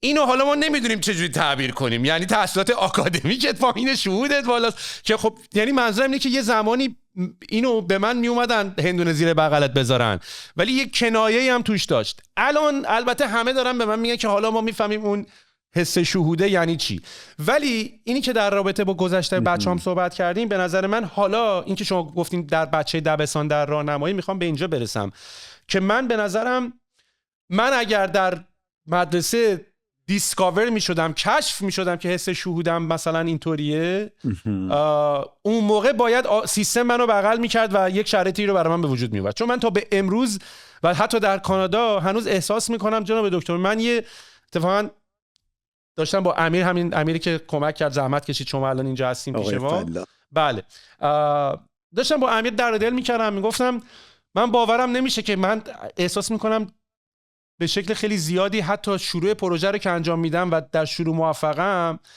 در دادن پرچم به نفر بعدی، مشعل به نفر بعدی، یه مقداری همیشه مشکل میخورم. یعنی برای ضبط همین پادکست پیدا کردن ادیتور و فضا و دوربین، من اینطورم که چرا این پروژه چقدر مگه باید پیچیده و سخت باشه، میدونی چقدر دیگه مثلا باید این پیچیدگی وجود داشته باشه، یا مثلا ریحون رو درست کردی، استارتاپش رو آوردی، من برای اولین بار بعد از 7-8 سال برگشتم کشورم، 8-10 سال من تو این کشور نبودم، برگشتم پدرم فوت کرده، پس فردای اون روز من استارتاپ زدم تو اون که پس فرداش واقعا یعنی من استارتاپ زدنم شاید یه روشی برای کوب کردن با غم از دست از رفتن پدرم بود، برای اینکه می‌خواستم سریع خودم رو سرگرم بکنم، ولی پس فرداش من توی اولین اکسلراتور شرکت کردم، فاند گرفتم، تیمم رو جمع کردم، ولی بعدش دیگه بخوای اون شرایطی رو به وجود بیاری که سیستم بخواد درک بکنه که اوکی مثلا سولین اینتویشن رو داشته، حالا یک بیزنس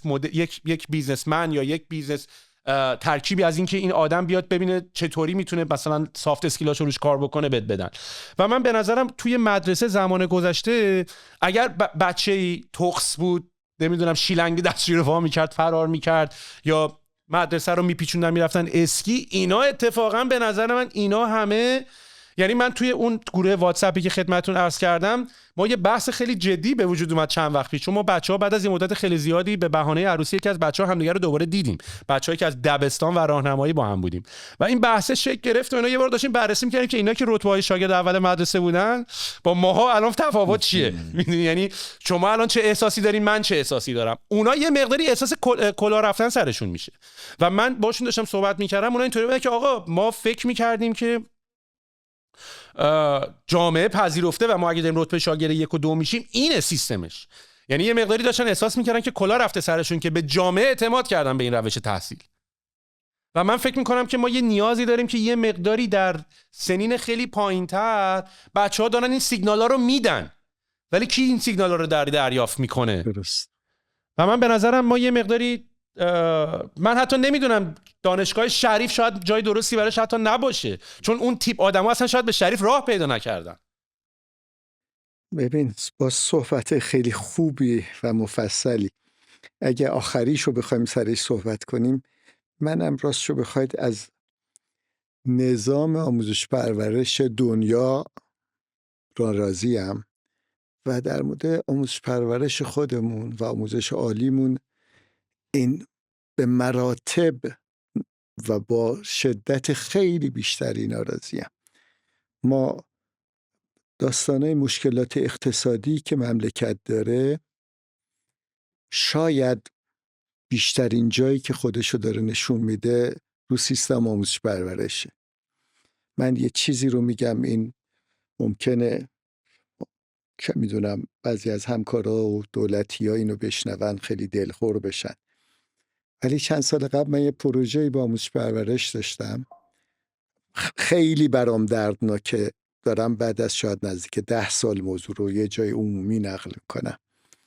اون سال به علتی که معلم ابتدایی به خصوص معلم مرد کم داشت آموزش پرورش، توی بازه مثلا یادم نمیاد شاید یه ماهه‌ای یه سری خدمتکارای مدارس رو، اینایی که بهشون میگیم بابای مدرسه، آدمای شریفی هستند ولی معلم نیستن، توی یه آموزش کوتاهی داد اینا رو و فرستاد سر کلاس مدرسه ابتدایی.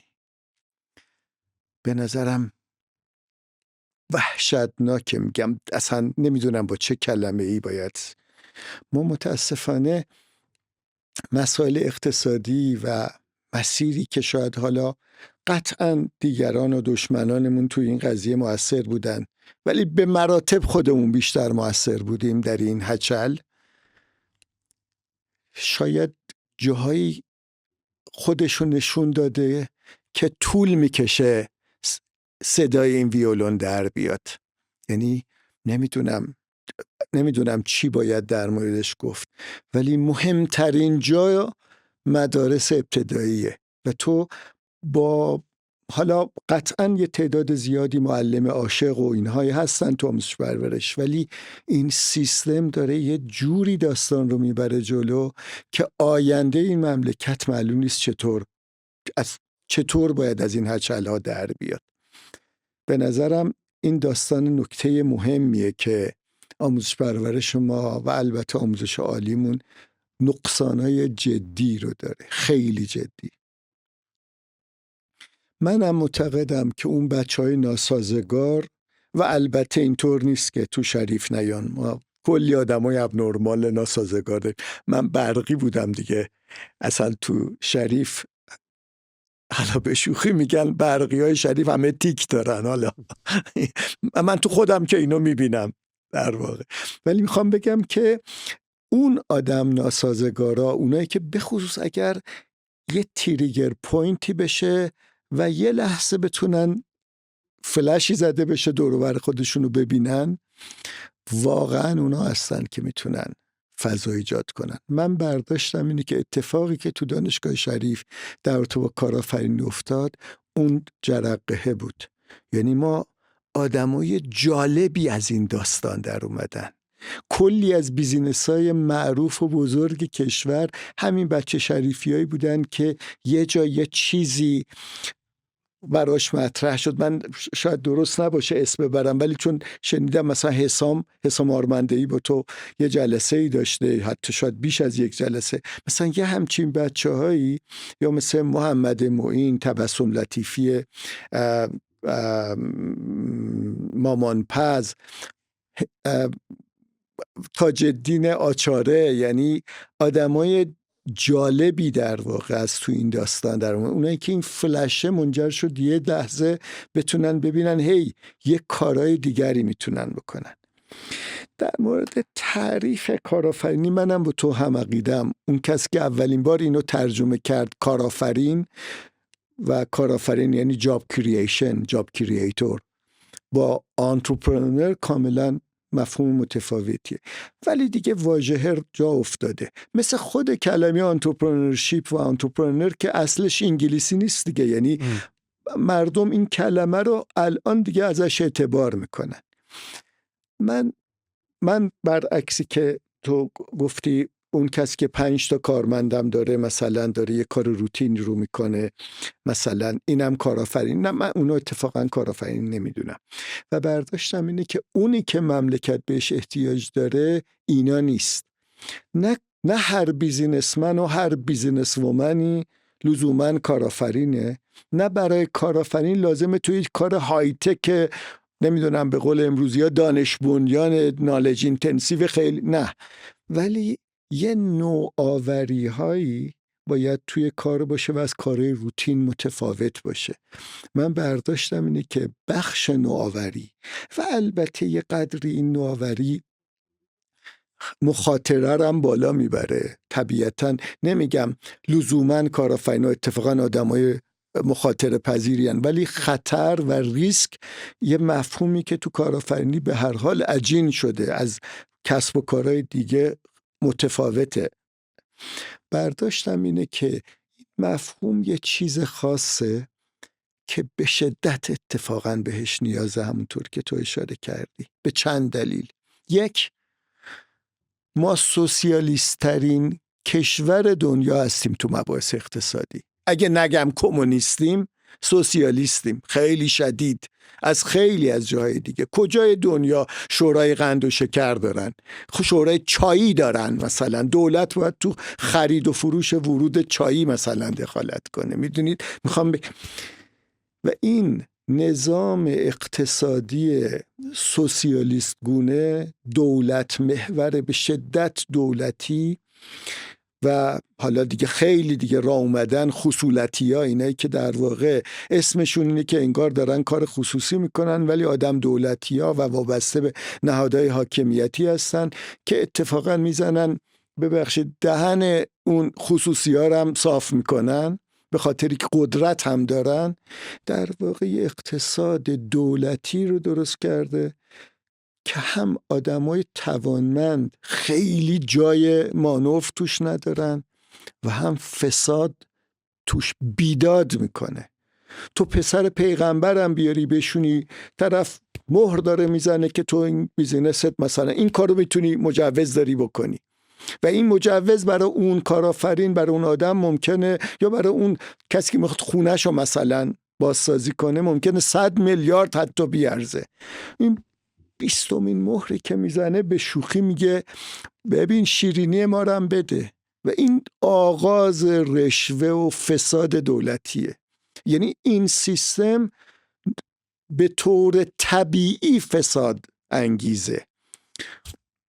متاسفانه ما تو در واقع سطح فساد، به خصوص فساد سیستماتیک، شاید رتبمون جزو بالاترین ها باشه. به نظر من جواب این مشکل فقط استارتاپ و کارآفرینیه. بیزینس هایی که در واقع بیزینس های خصوصی جوان نوآور، نه هر پیاز فروشی و نمیدونم مبل سازی که بگه منم خصوصیم، نه، اینا آینده، اینا وقتی که اقتصاد رو اینا استوار باشه، نه اینکه دولت بتونه نفت بفروشه بعد این ثروت رو تو بانک دولت، تو حساب دولت باشه و بعد توزیع بین مردم بکنه. هر کسی هم به دولت نزدیکتر باشه سهم بیشتری ببره. درنچه ما هممون قربون دولت میریم، قربون حاکمیت میریم برای اینکه سهم. نه، اقتصاد از اون استارتاپ ها و اون کارآفرینانی شروع بشه که مالیات دارن میدن، هم میتونن از دولت سوال بکنن، اکانتبلیتی درست میکنن برای دولت، برای حاکمیت، و هم که از اون سمت در واقع این اقتصاده که میتونه دنیا رو ببره جلو. برای کشور ما بیش از هر جای دیگری با این وضعیت اقتصادیمون کارآفرینی حرف اول میزنه. جاهای دیگه هم همینه. یعنی من فکر کنم برای ما اولویت بالاتریه، ولی جاهای دیگه شما 30 سال قبل برید در بیارید 100 تا شرکت اول دنیا، کلی توشون الکترونیکی و نمیدونم شرکت‌های لوازم خانگی و پتروشیمی و نفتی و غیره و غیره بود. الان که نگاه میکنید نه تو 100 تا، حتی 10 تای اول اگه آرامکوی عربستان که همه چاهای نفت عربستان به اسمشه در بیاری، همشون سابقه کارآفرینانه دارن. یعنی که دنیا آینده اقتصاد کارآفرینیه. آینده اقتصاد دنیا این تیپ کاراست و اتفاقاً به نظرم لزوماً هم تولید نیست. شاید بیشتر خدماته که مهمه، اکسپریانس ایجاد کردنه که مهمه. یعنی یه نکته دیگری که به نظر من در مورد کارآفرینی اهمیت داره و ما داریم تو شریف سعی میکنیم یه جوری یه ذره واسه این راه حل داشته باشیم، اینه که الان استارتاپ یه چیز لوکسه، یه لاکچریه. بچهای شمال تهران بیشتر دنبالشن، یه ذره تو اصفهان دنبالشن. بچه‌ها وقتی میگید استارتاپ، من اینو 2-3 جا گفتم، وقتی میگه استارتاپ یاد تیشرت و جین میافتن. یه جایی که هر وقت بری بالاخره پیتزا گیر میاد، سگت هم میتونی ببری. در حالی که تو سر این مملکت، تو سقز، تو زاهدان، تو بوشهر، اطراف یزد، تو خور و بیابانک آدمایی هستن که شاید بسیار مستعدن، ولی به جز حرفای کلی و بعضن غلط و فیک کسی نمیره سمتشون بهشون یاد بده. موفق خواهند بود، یعنی تو روستای خودش همه یه دونه بز دارن، این احتمالاً میتونه 40 تا گاو داشته باشه و موفق باشه، ولی اگه یه ذره روش سرمایه گذاری بشه، این آدم واقعا ممکنه یه بیزینس، یک کارآفرینی تو سطح ملی و حتی فراملی درست بکنه. یعنی به نظر من اگه بتونیم، ما خیلی داریم تو شریف اینو تلاش میکنیم، اگه بتونیم بریم سمت جاهایی که کسی براش صرف نمیکنه، این آدم ها این استعدادا رو پیدا کنه و روشون سرمایه گذاری کنه، واقعا آینده این مملکت تغییر خواهد کرد. قبل از انقلاب، اوایل انقلاب، اما اکثر بیزینسمنای بزرگمون از یه روستایی، از یه شهر کوچیکی اومده بودن، اونایی که واقعا صنعت و اقتصاد رو تو کشور جلو برده بودن. الان هم واقعا باید رفت رو این استعدادا رو پیدا کرد و روشون. به این دلیل من فکر میکنم باز کارآفرینی و استارتاپ موضوع بسیار مهمیه برای ایران، موضوع بسیار مهم. و راستشو بخوای یواشکی به تو بگم، به نظرم این حتی روی مسائل اجتماعی، رو دموکراسی، رو حاکمیت درست هم تأثیر داره. یعنی وقتی اونا در واقع دارن مالیات میدن و اونا هستن که مبدأ اقتصادن، نه خام فروشی و رانتای دولتی، میتونن از حاکمیت و از دولت سوال کنن و بخوان که پاسخگو باشه، نه بی جواب بگذاره. طولانی صحبت کردم، ببخشید. نه من که واقعا دارم لذت میبرم. خواهش میکنم. من به نظرم یکی از نقاط قوت اینی که شماره 1 نبودن، کلا این تو دنیای کارآفرینی هم معروفه. یعنی من به مثلا کمپانی شماره 2 سود بیشتری از کمپانی اول مارکت میبره، به خاطر اینکه اول مارکت باید حفظ آبرو کنه، هزینه‌ای برای برندینگش بکنه، یه سری کوشش و خطاهایی، همه دست اندازا رو اون طی باید بکنه. دقیقاً. همیشه دوم، من اتفاقا خیلی ریحون رو به عنوان مثلا پلیر دوم، قدرت حتی اکوار شدن و اگزیت کردن نسبت به کمپانی اولی که شاید باید آی پی او بشه حتی بیشتره. حالا درسته که هدف خوب اول شدنه، ولی میخوام بگم که به هر حال اگر یاد بگیری میتونی از اون پوزیشنت هم به نحو احسن استفاده بکنی. ببخشید ژاپنیا میگن نفر دوم باش با فاصله بسیار کمی با نفر اول. آره دقیقاً. و خب حالا ما در اقتصاد و قدرت جهانی که حالا نفر 2 نیستیم، ولی حالا به عنوان کسی که تو صف میتونیم این اتفاق و این ترانزیشنی که در آمریکا داره اتفاق میفته رو ببینیم. یعنی اینی که کارآفرینا الان دیگه دست به کار شدن و یواش یواش دیگه ناخواستم اگه بخوان اصلا به هر حال تکنولوژی حتی داره دست میگیره. یعنی دور از ذهن نیست که هوش مصنوعی قوانین بخواد درست بکنه، که الان هم در امارات متحده عربی الان اتفاق داره، از هوش مصنوعی کمک گرفتن که یه همچین کاری رو انجام بده، قوانین رو اون بنویسه، نقاط قوت شهرسازی رو هوش مصنوعی، یعنی ناخواسته قدرت اصلا افتاد یه جوری هم ریز دست آدم ها و کسایی که کارآفرینن. فقط من فکر میکنم خب پیش بینی کردن آینده خیلی دور از ذهن نیست. یعنی ما ایزاک آسیموف رو داشتیم، به هر حال برامون به تصویر کشیده بود آینده رو، و حتی تمام این مدل‌های هوش مصنوعی هم که در امروز می‌بینیم خیلی در زمان گذشته راه حلش پیدا شده بود، فقط نیاز به دیتا و قدرت پردازش خب نیاز بود داشت برسیم.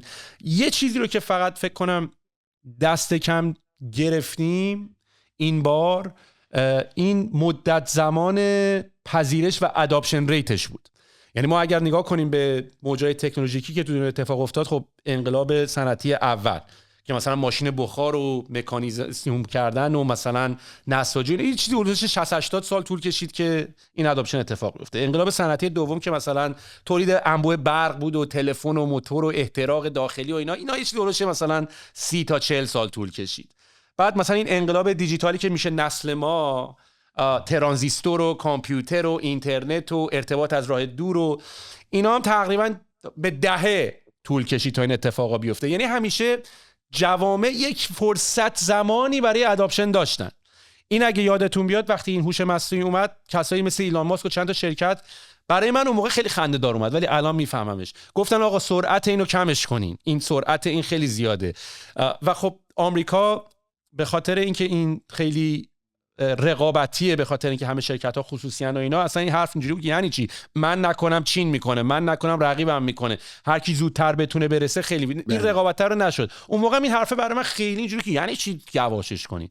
الان میفهمم که جامعه هنوز قدرت پذیرش این تغییر رو به این شدت نداره که سری شغل‌ها عوض شن، سری آموزش عوض شه، سری همین. ما اصلا وقتی برای قبلا 10-20-30 سال حداقل وقتی بود تا یواش یواش بگیریم. یعنی اگر مثلا تلویزیون رنگی شد اشکال نداره، حالا تا همه تلویزیون رنگی، حالا خیلی‌ها سیاه‌سفید می‌بینن تا رنگی ببینن، ولی این سرعت تفاوت انقدر زیاد شده که ما یه مقداری توان این پذیرش رو نداریم. این اتفاقی که افتاده حتی به پدر مادرام داره میخوره. یعنی من همین داستانی که دارم براتون میگم، ما این اتفاقی که گفتین آموزش اگه از کوچکی شروع نشه، به خاطر اینکه الان داری قره رو به پدر مادرام میزنن بچه‌ها.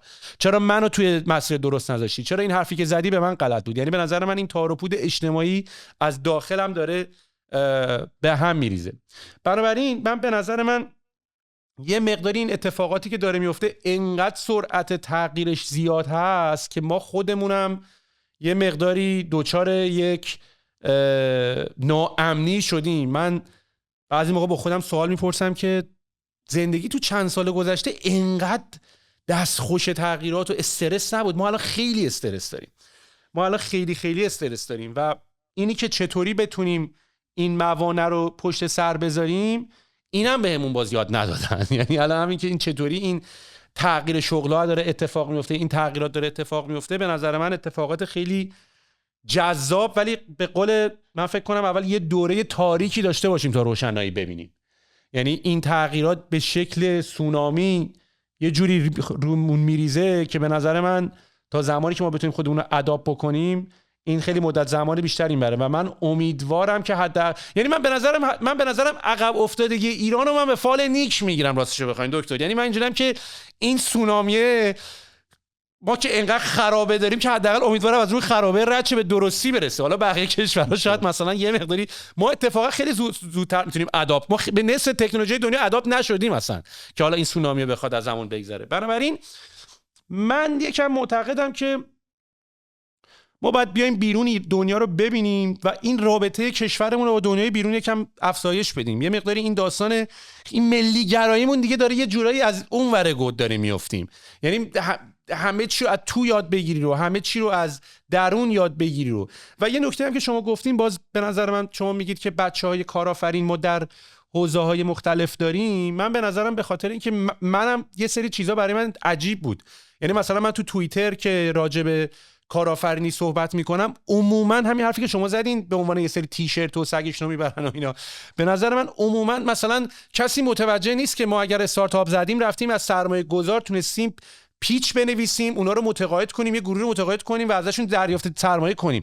همش به ما میگن بچه مایه‌دار. من این تا اگه داشت، من اگه بابا من پول داشت یا بابام پول نگرفتم که شرکت بزنم. که این احساسه یه مقداری برای من عجیبه. یعنی اینم از آموزش میاد. یعنی هنوز اون فردمان بعد از این همه سال نمیدونه که آقا این کارآفرینی و ساخت شغل رفتی به بچه مایه‌دار بودن نداره و اینا رو ما باید به نظرم بشکنیم. من به نظرم این داستان این که من یه نکته رو میخوام نظرتون راجعش بدونم. خواهش میکنم. من وقتی ایران اومدم و تا به امروز من و شما داریم دم از کارآفرینی و اینا میزنیم، حسام اینا همه اومدن پادکستای ما و ما اومدیم تو شرکت و من موقعی که برگشتم به شرکت اومدم ایران و شرکت زدم، من فکر کردم دارم در قبال جامعه‌ام خدمت میکنم. حالا جدا از این که اونا انشاء بشه. خودم دوست داشتم بیام، خودم دوست داشتم در کنار کشورم باشم، خودم دوست داشتم کنار مادرم باشم. اصلا باحال بود با برای بچه ایرانی کار میکردیم. اینجا انقدی حال نمیده که انقدر اون من 7 سال اینجا انقدی حال نکردم که اون 3 سال تو ایران حال کردم. واقعا قبول دارم. انقدر حال کردم که با این پادکست میخوام تموم نشه، هنوز یه جوری خودم رو وصل نگه داشتم.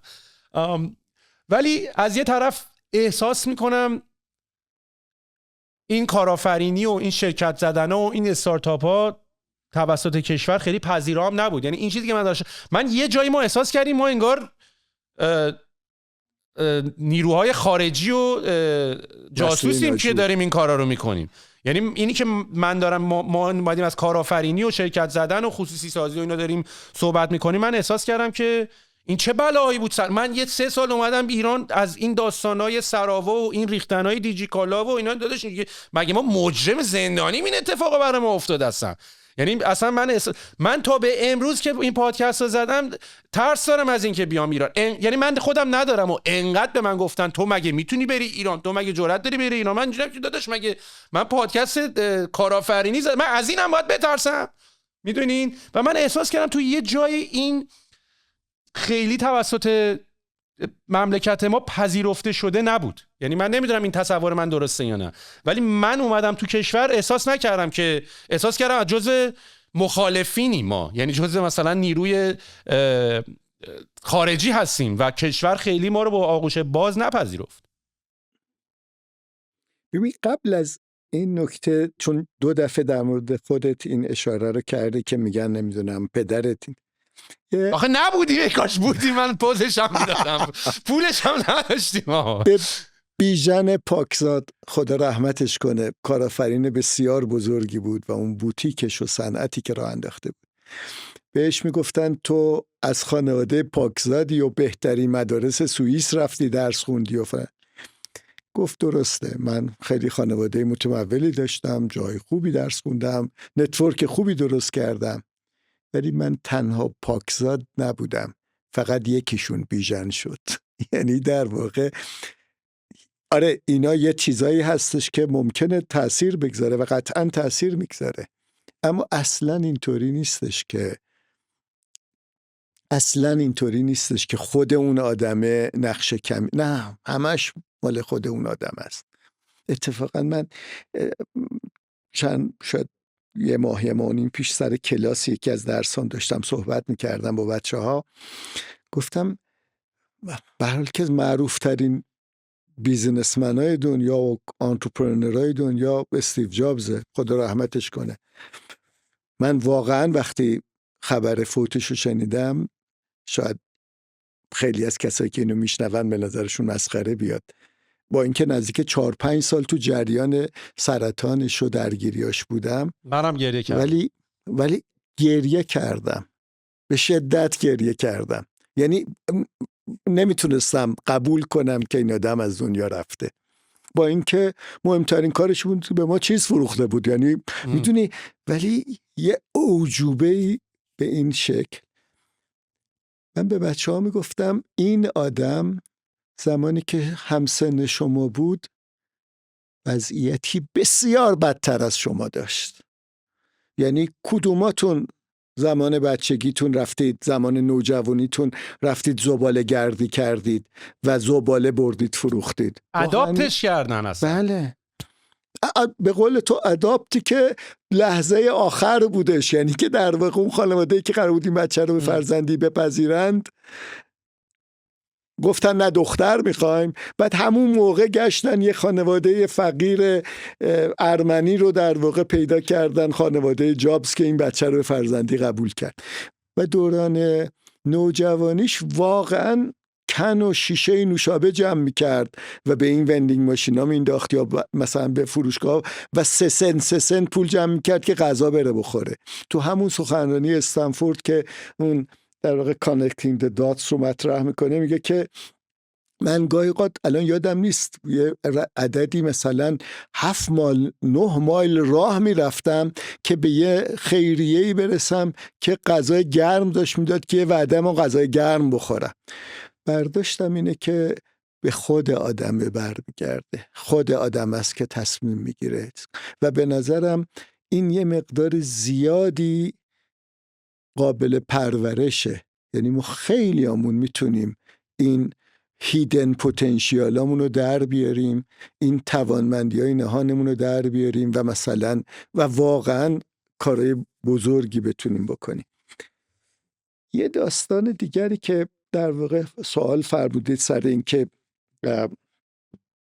ببین من معتقدم که کشور مشکلات زیادی داره در رابطه با توسعه کارآفرینی. شما تو مالزی نشستی داری بسکتبال میبینی؟ ضمناً من خیلی غیرت دارم رو بسکتبال، حواست باشه، یعنی که واقعا برام بسکتبال مهمه. ما یه سوپر لیگ، من امشب بسکت دارم اصلا.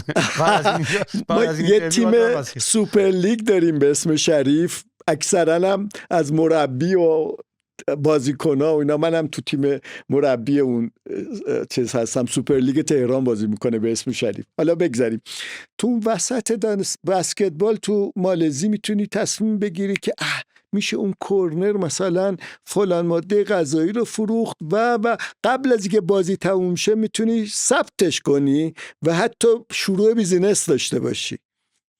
ما اینجا خیلی مشکل داریم. من خودم سر این که یه انجمن برای یه سری کارآفرینای برجسته میخواستم درست کنم، نزدیک 1.5 سال انتخاب اسمش علافمون کرد. البته من شرکتی که خودم دارم خیلی اسم گوگلی داره، حالا گفتنش اینجا خیلی خوب نیست که چجوری در واقع این داستان تونستم ببرم جلو. خیلی مشکل داری، ولی باقی دنیا هم بدون مشکل نیست. من برداشتم اینه که تو سیلیکون ولی هم یه سری مشکلات جدی هست، شاید مشکل رقابت.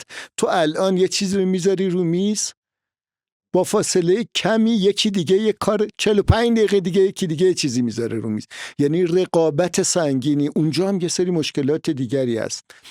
من راستشو بخواید دوست ندارم بگم ایران جای مناسبی برای استارتاپ نیست.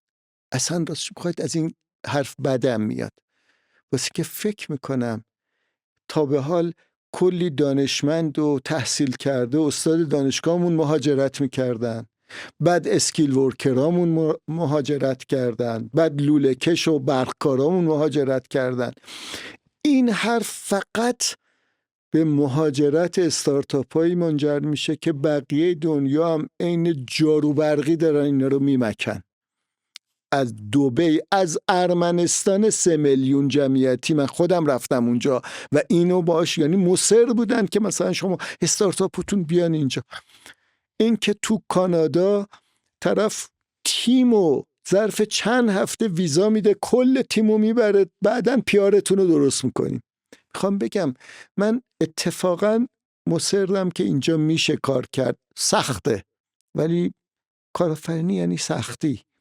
اتفاقا میخوام بگم علیرغم که این اقتصاد دولتی بسیار بسیار مانع بزرگیه، ولی به جاش اینجا دریاچه بکری هست که چون کسی توش ماهی نگرفته ماهیای درشتی داره.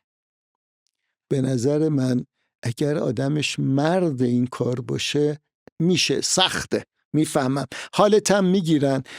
این آقای محسن خلیلی بوتان که واقعا باید به افتخارش بلند شد وایستاد، من الان یادم نمیاد عدده، میگفت منو 200 و نمیدونم 96 بار 69 بار یه عدد بزرگی بردن دادگاه که رقم بالایش مثلا فرض کنیم 200 داشت، اتهام سرمایه داشتن بود، سرمایه داری بوده. میدونید، میفهمم اینا سخته، ولی اولا به هر حال این مادرمونه. من به شوخی به بچه ها میگم علیرغم این که مادرمون ممکنه موهاش ریخته باشه، دندوناش ریخته باشه، پاش کوتاه بلند باشه، دهنش بو بده و همه، ولی این مادرمونه. نمیتونیم بریم به نیکول کیدمن بگیم ببین میای مامان ما بشی، مادر یه عده دیگه است. من برام این کشور خیلی مهمه. علتی هم که اینجا موندم اینه، برام خیلی مهمه. البته برداشتم اینه که ارزش‌های خاصی هم داره.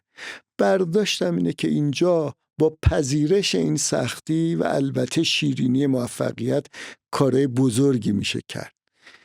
یکی از مهمترین کارا اینه که خیلی از ایده هایی که جاهای دیگر دنیا اون فیرس موورا در واقع اون پایونیرا موفق توش شدن، عینش رو کپی میتونی بکنی بیاری اینجا. البته عینش که در میاد باز باید کلی نوآوری بکنی و ایده بزنی و پشت کار داشته باشی، ولی خیلی از اونا رو میشه اینجا راه اندازی کرد. و من اصلا به بچه‌ها توصیه نمی‌کنم اگه یه ایده ای رو میشه کپی کرد بیار اینجا بگی نه من باید ایده از خود، اصلا یه همچین تعصب بیخودیه. خیلی کارا میشه اینجا برد جلو.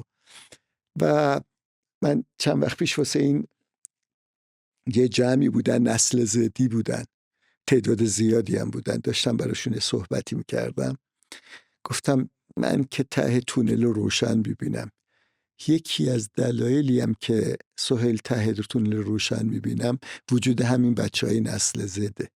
به نظرم چیزای زیادی رو زیر رو میکنن و امیدوارم هم خودشون قدر خودشونو بدونن، هم خودشونو مسلح کنن، خودشونو بسازن با همون چیزایی که صحبت کردیم، مهارت‌های نرم، مهارت‌های منش، مهارت‌های کسب و کار، پشت کار داشتن، سماجت داشتن.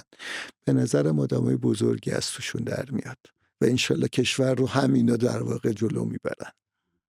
و به نظر من این کاملا هم نیاز به حمایت نسل قبلی ترا داره دیگه، یعنی نسل قبلی ترا. حالا من که خودم نسل زدم، حالا قبلی آره. نه بله، من و شما که نه، من نسل قبلی ترامون تو رو کار نداشتم، من هم خودم گفتم. نه 100%. آخه واقعا هم همینطوری هست. یعنی من به نظر من اصلا میگم یه فازی هم آخه به ما داده بودن که خیلی جوونا تو سن 20 سالگی کارآفرینای موفق اینطوری هن، ولی آماری که نگاه میکنی میبینی تا موفق ترین آنترپرنورهای دنیا از سن 40 تا 45 سالگی به بعد بزرگترین شرکت‌های دنیاشون رو گذاشتن. واسه همین منم خودم توی این قضیه بعضی موقع با خودم احساس میکنم که ای بابا از ما که گذشت، ولی بعضی موقع اینجا که داداش شروع هم نکردی. یعنی اکثرا میگن تو دهه 30 اتفاق میفته، عموما آقایون اوایل دهه 30، خانوما اواخر دهه 30. من به شوخی میگم علتی که ما کارآفرین زنم کم داریم اینه که تعداد کمی خانوم داریم که اواخر دهه 30 باشه، همشون گرد اکثر اوایل دهه 30 هست. ولی این ممکنه زمانای متفاوت، ضمن این که چیزی اولش در واقع گفتی، اصلا داستان کار داره به کل تغییر میکنه و اشتغال. یعنی اصلا این آدمایی که بازنشسته میشن 40 سال قبل، 50 سال قبل وقتی طرف بازنشسته میشد به طور طبیعی 3-4 سال بعدش متوسط از دنیا میرفتن. الان آدمایی که بازنشسته میشن بعضن و متوسط بالای 20 سال بعد از بازنشستگیشون، و این ممکنه 10-15 سال دیگه هنوز تو اوج اتفاقا توانمندی باشه. ممکنه یه جاهایی خسته باشن یا بعضیاشون، ولی اوج نتورک، اوج کردیت و اعتبار داشتنه و محافظه کاره، ولی میشه در واقع روشون سرمایه گذاری کرد. و از تو اینا اگر نگم کارآفرین آدمای خود اشتغال قوی در آورد و خیلی از اینا با توجه به شرایط بد صندوقای بازنشستگی که ما تو کشور داریم، واقعا مثلا طرف مدیری بوده، احترامی داشته، الان ممکنه درگیر این باشه که برای نوش میخواد یه چیزی بگیره چه کار باید بکنه. به نظرم اتفاقا جاهای زیادی هست، یعنی همونطور که تو گفتی نوجوانا و زودتر حتی شروع کردن، من برداشتم اینه که بازنشسته ها و آدمایی که در واقع 50 سال به بالا دارن، حتی 60 سال به بالا دارن، اونا هم شانس بزرگی هستن که به خصوص تو مملکتی که الان یکی از مهمترین معضلات کسب و کارش منابع انسانیه و میتونن اینا واقعا. باز ما تو شریف داریم یه کارایی میکنیم، امیدوارم بقیه هم کمک بکنن و الگو بگیرن.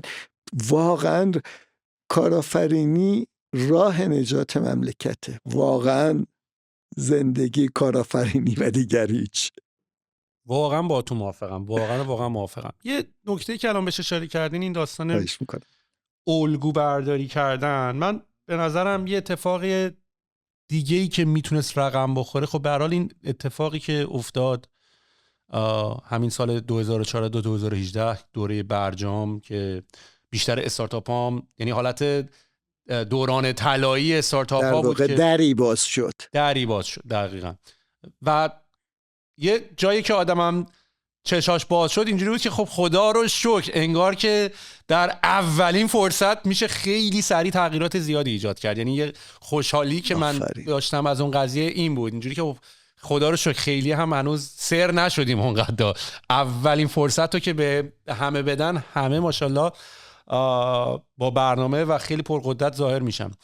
منتها یه اتفاقی که افتاد، این موجه خیلی سریع هم خاموش شد نسبتا، و یه اتفاقی میتونست به نظر من بیفته که ای کاش میافتاد، و اونم اینطوری بود که خب ما خیلی میتونیم صحبت بکنیم از این که حالا شرایط کشور ایران و محیط و بحث اقتصادی و که همه این کار رو تو ایران میشه کرد، اما یه سری دینامیکا هم باید توش اتفاق بیفته. مثلا شرکت‌های بزرگ ما، مثلا اگر دیجی کالا، تپسی، اسنپ، دیوار یا حالا مجموعه هزار دستان، اینا میتونستن IPO یا ورود بورس به شکل موفق بشن یا توسط یک شرکت بزرگتری خریداری بشه.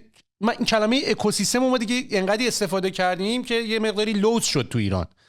این اکوسیستم اصلا به وجود نیامد. چون این اکوسیستم یعنی چی؟ یعنی این که آقا تقریبا الان نسل یکی که پیپل مافیا ما نداریم تو ایران. یعنی یه اتفاقی که بیفته که یه کمپانی بتونه شرایطی رو به وجود بیاره که تقریبا تمام ایمپلویای اون شرکت از اون موفقیت بتونن، چون یه جمله معروفی داریم دیگه، میگن از هر باری که یه کمپانی خریداری میشه یا وارد بورس میشه، هزاران هزار انجل اینوستور یا فرشتگانان سرمایه گذاری به دنیا میان که بعد اینا بتونن برن استارتاپ‌های خودشون درست کنن یا برن رو استارتاپ‌های دیگه فاندینگ بذارن.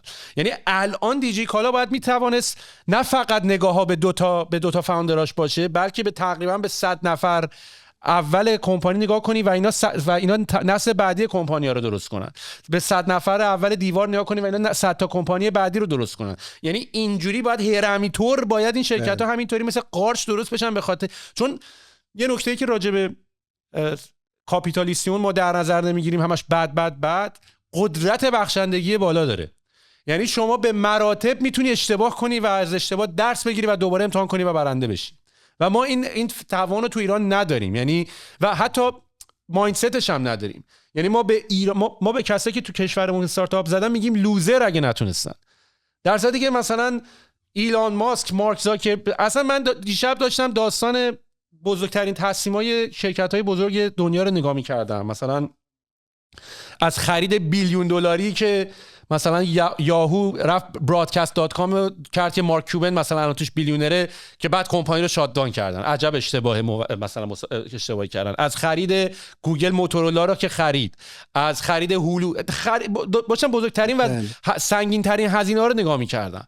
و من یکم با خودم آروم گرفتم، گفتم داداش اینا ببین چه سوتیایی دادن، ما که هیچی دیگه. مثلا بعد از اون برم اینجوری خب یه قدرت بخشندگی بالا داره دیگه. یعنی ما بعد از یکی دو بار ترای یا حتی اصلا گرفتن سرمایه، یعنی تو سرمایه میگیری که یه بار دو بار سه بار، چون من با تمام کارآفرینایی که صحبت میکنم خیلی سعی میکنم بخوام از توش یه چیزی بکشم بیرون که بفهمم چه اتفاقی افتاد، و اونم همین داستانه که تمام این شرکت‌ها اشتباه کردن ولی همشون قانون اول کارآفرینی رو رعایت کردن، فقط نمردن.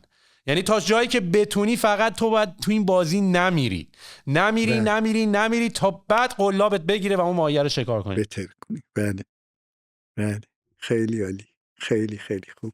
من یه ذره نگرانم شنونده های تو خسته نمیشن اگه طولانی بشه این صحبت. الان خیلی طولانی نشده؟ والا من که راستشو بخوام خودم دارم سعی میکنم از این زمان استفاده کنم و مطمئنم که من مطمئنم کامنت ها رو اگه حالا بعدا نگاه بکنه اینطوری که چرا این پادکست 3 ساعت نبود 4 ساعت نبود، ولی کاملا درک میکنم. من واقعا خیلی لذت بردم از حرفایی که باهاتون زدیم. فقط به عنوان این که بخوایم این قضیه رو با یه نگاهی به آینده داشته باشیم، شما الان فکر میکنین که در آینده‌ای که پیش رومون وجود داره، حالا چه میتونه تو بحث آموزش باشه و چه اتفاقاتی که توسط هوش مصنوعی داره میفته، ما چطوری میتونیم خودمون رو آماده بکنیم، هم برای این که چون من مطمئنم خیلی الان منتظرن که برگردن ایران و شرایطی به وجود بیاد و این رفتنم به نظر من اشکال نداره. من خودم هیچ وقت مهاجر ندیدم. من هر موقع به من میگن شما مهاجرت یعنی اینجوری داشت، من یکم اومدم درس بخونم و یکم اومدم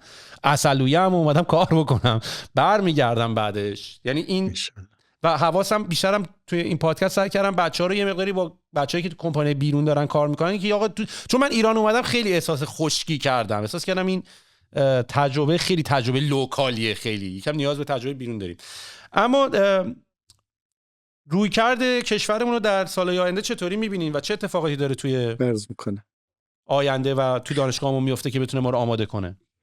ببین، چون 2-3 بارم اشاره کردی به داستان هوش مصنوعی، ما به هر حال انقلابات مختلفی پیش اومد، کشورمون به قول تو یه جاهایی خودش رو رسوند، یه جایی نرسوند. تو داستان انقلاب صنعتی، تو داستان رنسانس، به هر حال یه تفاوتی بین اون، حالا شاید پیکش انگلیسی استعمارگر بودش، پیک پایینم اون هندی مستعمره‌ای که میرفت برای انگلیسیه کشته میشد. حتی تو قضیه نرم افزار واقعا دنیا تونست اونایی که عقب بودن خودشونو برسونن، برای اینکه دیگه تجهیزات نمیخواست. یه سری آدم بودن، فکر بود و کد زدن. باید بلد باشی و بقیهش دیگه هوش و توانمندی و یه ذره پشت کار. اینا هندیا واقعا اینطوری خودشونو رسوندن و شاید خیلی از کشورهای ببرای در واقع آسیای شرقی از این فرصت استفاده کردن. داستان هوش مصنوعی به نظرم تفاوت جدی داره. این قطار تازه راه افتاده و به شدت شتاب داره میگیره و سرعتش هر لحظه، هر ساعت داره افزایش پیدا میکنه.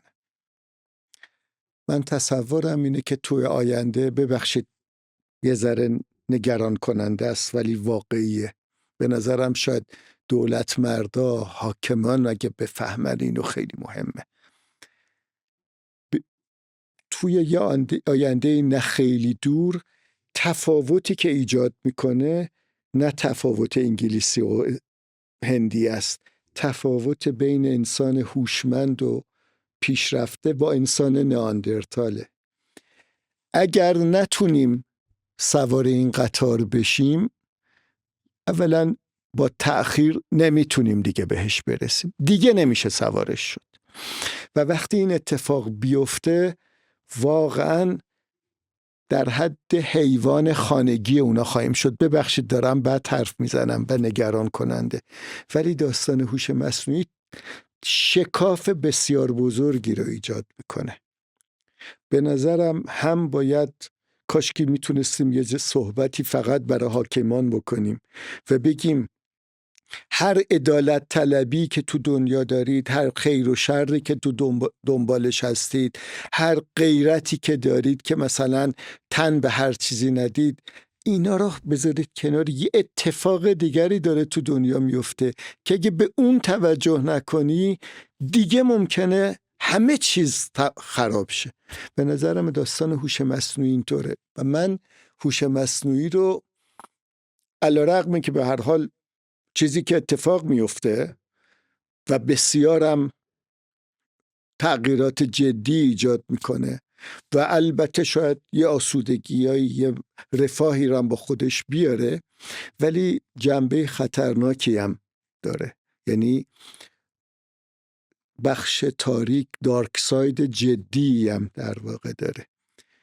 این که شرکت‌هایی رو قدرتمند میکنه که اونا میتونن کل چند صد سال تلاش بشر سر این که حاکمیت رو بتونن محدود کنن و مقید، وقتی تو شرکت داره اتفاق میفته، نمیخوام از مثلا حالا ایلان ماسک یا هر کسی اسم ببرم، و اون صاحب شرکت، مالکه، میتونه هر کسی رو بخواد بیرون کنه، هر کسی رو بخواد حذف کنه، هر کسی رو بخواد تنبیه کنه. یعنی و این بعضی از این شرکت ها جای کشورهای استعمارگر رو خواهند گرفت. سهیل من حتی نگرانی یه بردهداری جدید هستم که تو فاصله کمی ممکنه اتفاق بیفته. کاملا موافقم. به نظرم به شدت اگر میخوایم موفق باشیم، میخوایم یه جای، باید اولا توی این قطار جا داشته باشیم. آدما ببین، دولتی ها باید یه کار بکنن، ماها افراد، منم خودم رو معلم میدونم، منم یه نقشی دارم، باید کلان نگاه کنم، ولی افراد ایندیویدوال وقتی دارن نگاه میکنن تو ایندیویدوال لول، من اون دانش آموز، اون دانشجو، آدما باید خودشونو تجهیز کنن. باز تاکید میکنم، بتونن مذاکره کنن، بتونن قدرت کنترل استرساشون رو داشته باشن، بتونن حل مسئله یاد بگیرن، بتونن مسئله درست بیان کنن، بتونن درست مسئله تعریف بکنن، بتونن دیسیپلین داشته باشن برای خودشون، بتونن تعین داشته باشن و مباحث بیزینس رو بدونن، لااقل آشنا باشن. به نظر من رو این 3 مهارت به طور جدی باید کار کرد. اگر من فرد برای خودم، برای بچم، برای برادر کوچکتر و خواهر کوچکترم میخوام اون آینده جایی داشته باشه و اون آدم ته خطه، اون نئاندرتال نشه، باید رفت سمت اینا. به نظر من از درس خوندن خیلی مهمتره، از دانشگاه رفتن خیلی مهمتره. یه جمله خیلی جالبی رو تافلر در واقع گفته توی دوران عصر جدید، خدا رحمتش کنه، اونم آدم بزرگی واقعا بود، سواد داشتن این نیست که تو بتونی بخونی بنویسی. سواد داشتن یعنی توان لرنینگ مستمر، توان آن لرنینگ، اون چیزایی که دیگه گذشته، دیگه تاریخش گذشته، اون باورا، اعتقادات، دانسته هایی که گذشته رو بریزی بیرون و ریلرن کردن، دوباره یاد گرفتن. یه جمله رو یکی از این دانشمندای بزرگ در واقع داره که از این آدمای مؤثر مدیریت داره، میگه که خرد، ویزدم، یعنی که من تشخیص بدم چه زمانی بعضی از این عزیزترین اعتقادات و باورام، بعضی از این مهمترین چیزایی که بلدم و باید بریزم دور. تشخیص زمان دور ریختن اینا یعنی خرد. به نظرم لرن و آن لرن کردن جزو مهمترین قابلیت هایی که آدم ها باید تو خودشون ایجاد بکنن. تو بچه ها، این که گفتی تو مدارس یاد بدن. یه کوت خوب میخوام بیارم، یه جمله خوب. من چند روز پیش داشتم برای استادای جوون دانشگاه شریف که تازه استخدام شده بودن یه روش تدریس و فن بیان و اینا داشتم، یه درس کارگاهی براشون داشتم. آخرش گفتم معلمای خوب کسایی هستن که فکرای خیلی خوب تو ذهن بچه ها و جوون ها ایجاد میکنن. معلمای عالی، great teacher، اونایی هستن که روش فکر کردن ببین بچه های خودشون برن فکرای نو پیدا کنن. واقعا برداشتم این کار تو هم از این جهت واقعا ارزشمنده. صادقانه، ولی شاید قشنگ نیست جلو خودت ازت تعریف کنم، ولی به نظرم کار تو هم داره همین چیز، یعنی لرنینگ و آن لرنینگ، چیزی جدای از اون چیزایی که به طور رسمی دارن یاد میدن. من معتقدم ادبیات کشورمون خیلی غنیه و چقدر این شعر مولوی رو من عاشقانه دوست دارم. تو مگو همه به جنگند و ز صلح من چه آید، تو یکی نی هزاری، تو چراغ خود برافروز، که یکی چراغ روشن ز 1000 مرده بهتر، که به هست یک قد خوش ز 1000 قامت کوز. همین که آدم به این چه برسه میتونه یه کاری بکنه، مطمئناً میتونه یه کاری بکنه.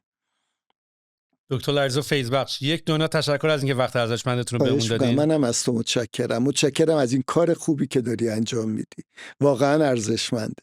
خدا نگهت داره. و یک دونه تشکر که میگین، به نظر من همین فیدبک برای خودم خیلی جذابه و من راستش بخوام به خودم نمیگیرم و دو اینکه من در حقیقت منم یکم دارم سعی میکنم این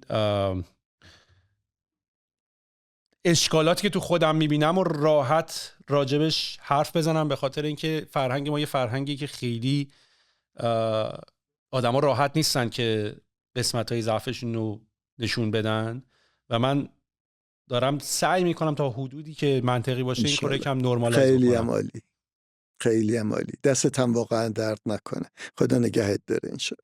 یک دنیا تشکر و خیلی ممنون. خیلی ممنون از تو. خیلی متشکرم. قربون شما. خدا نگهدارتون باشه. سلامت باشید انشالله.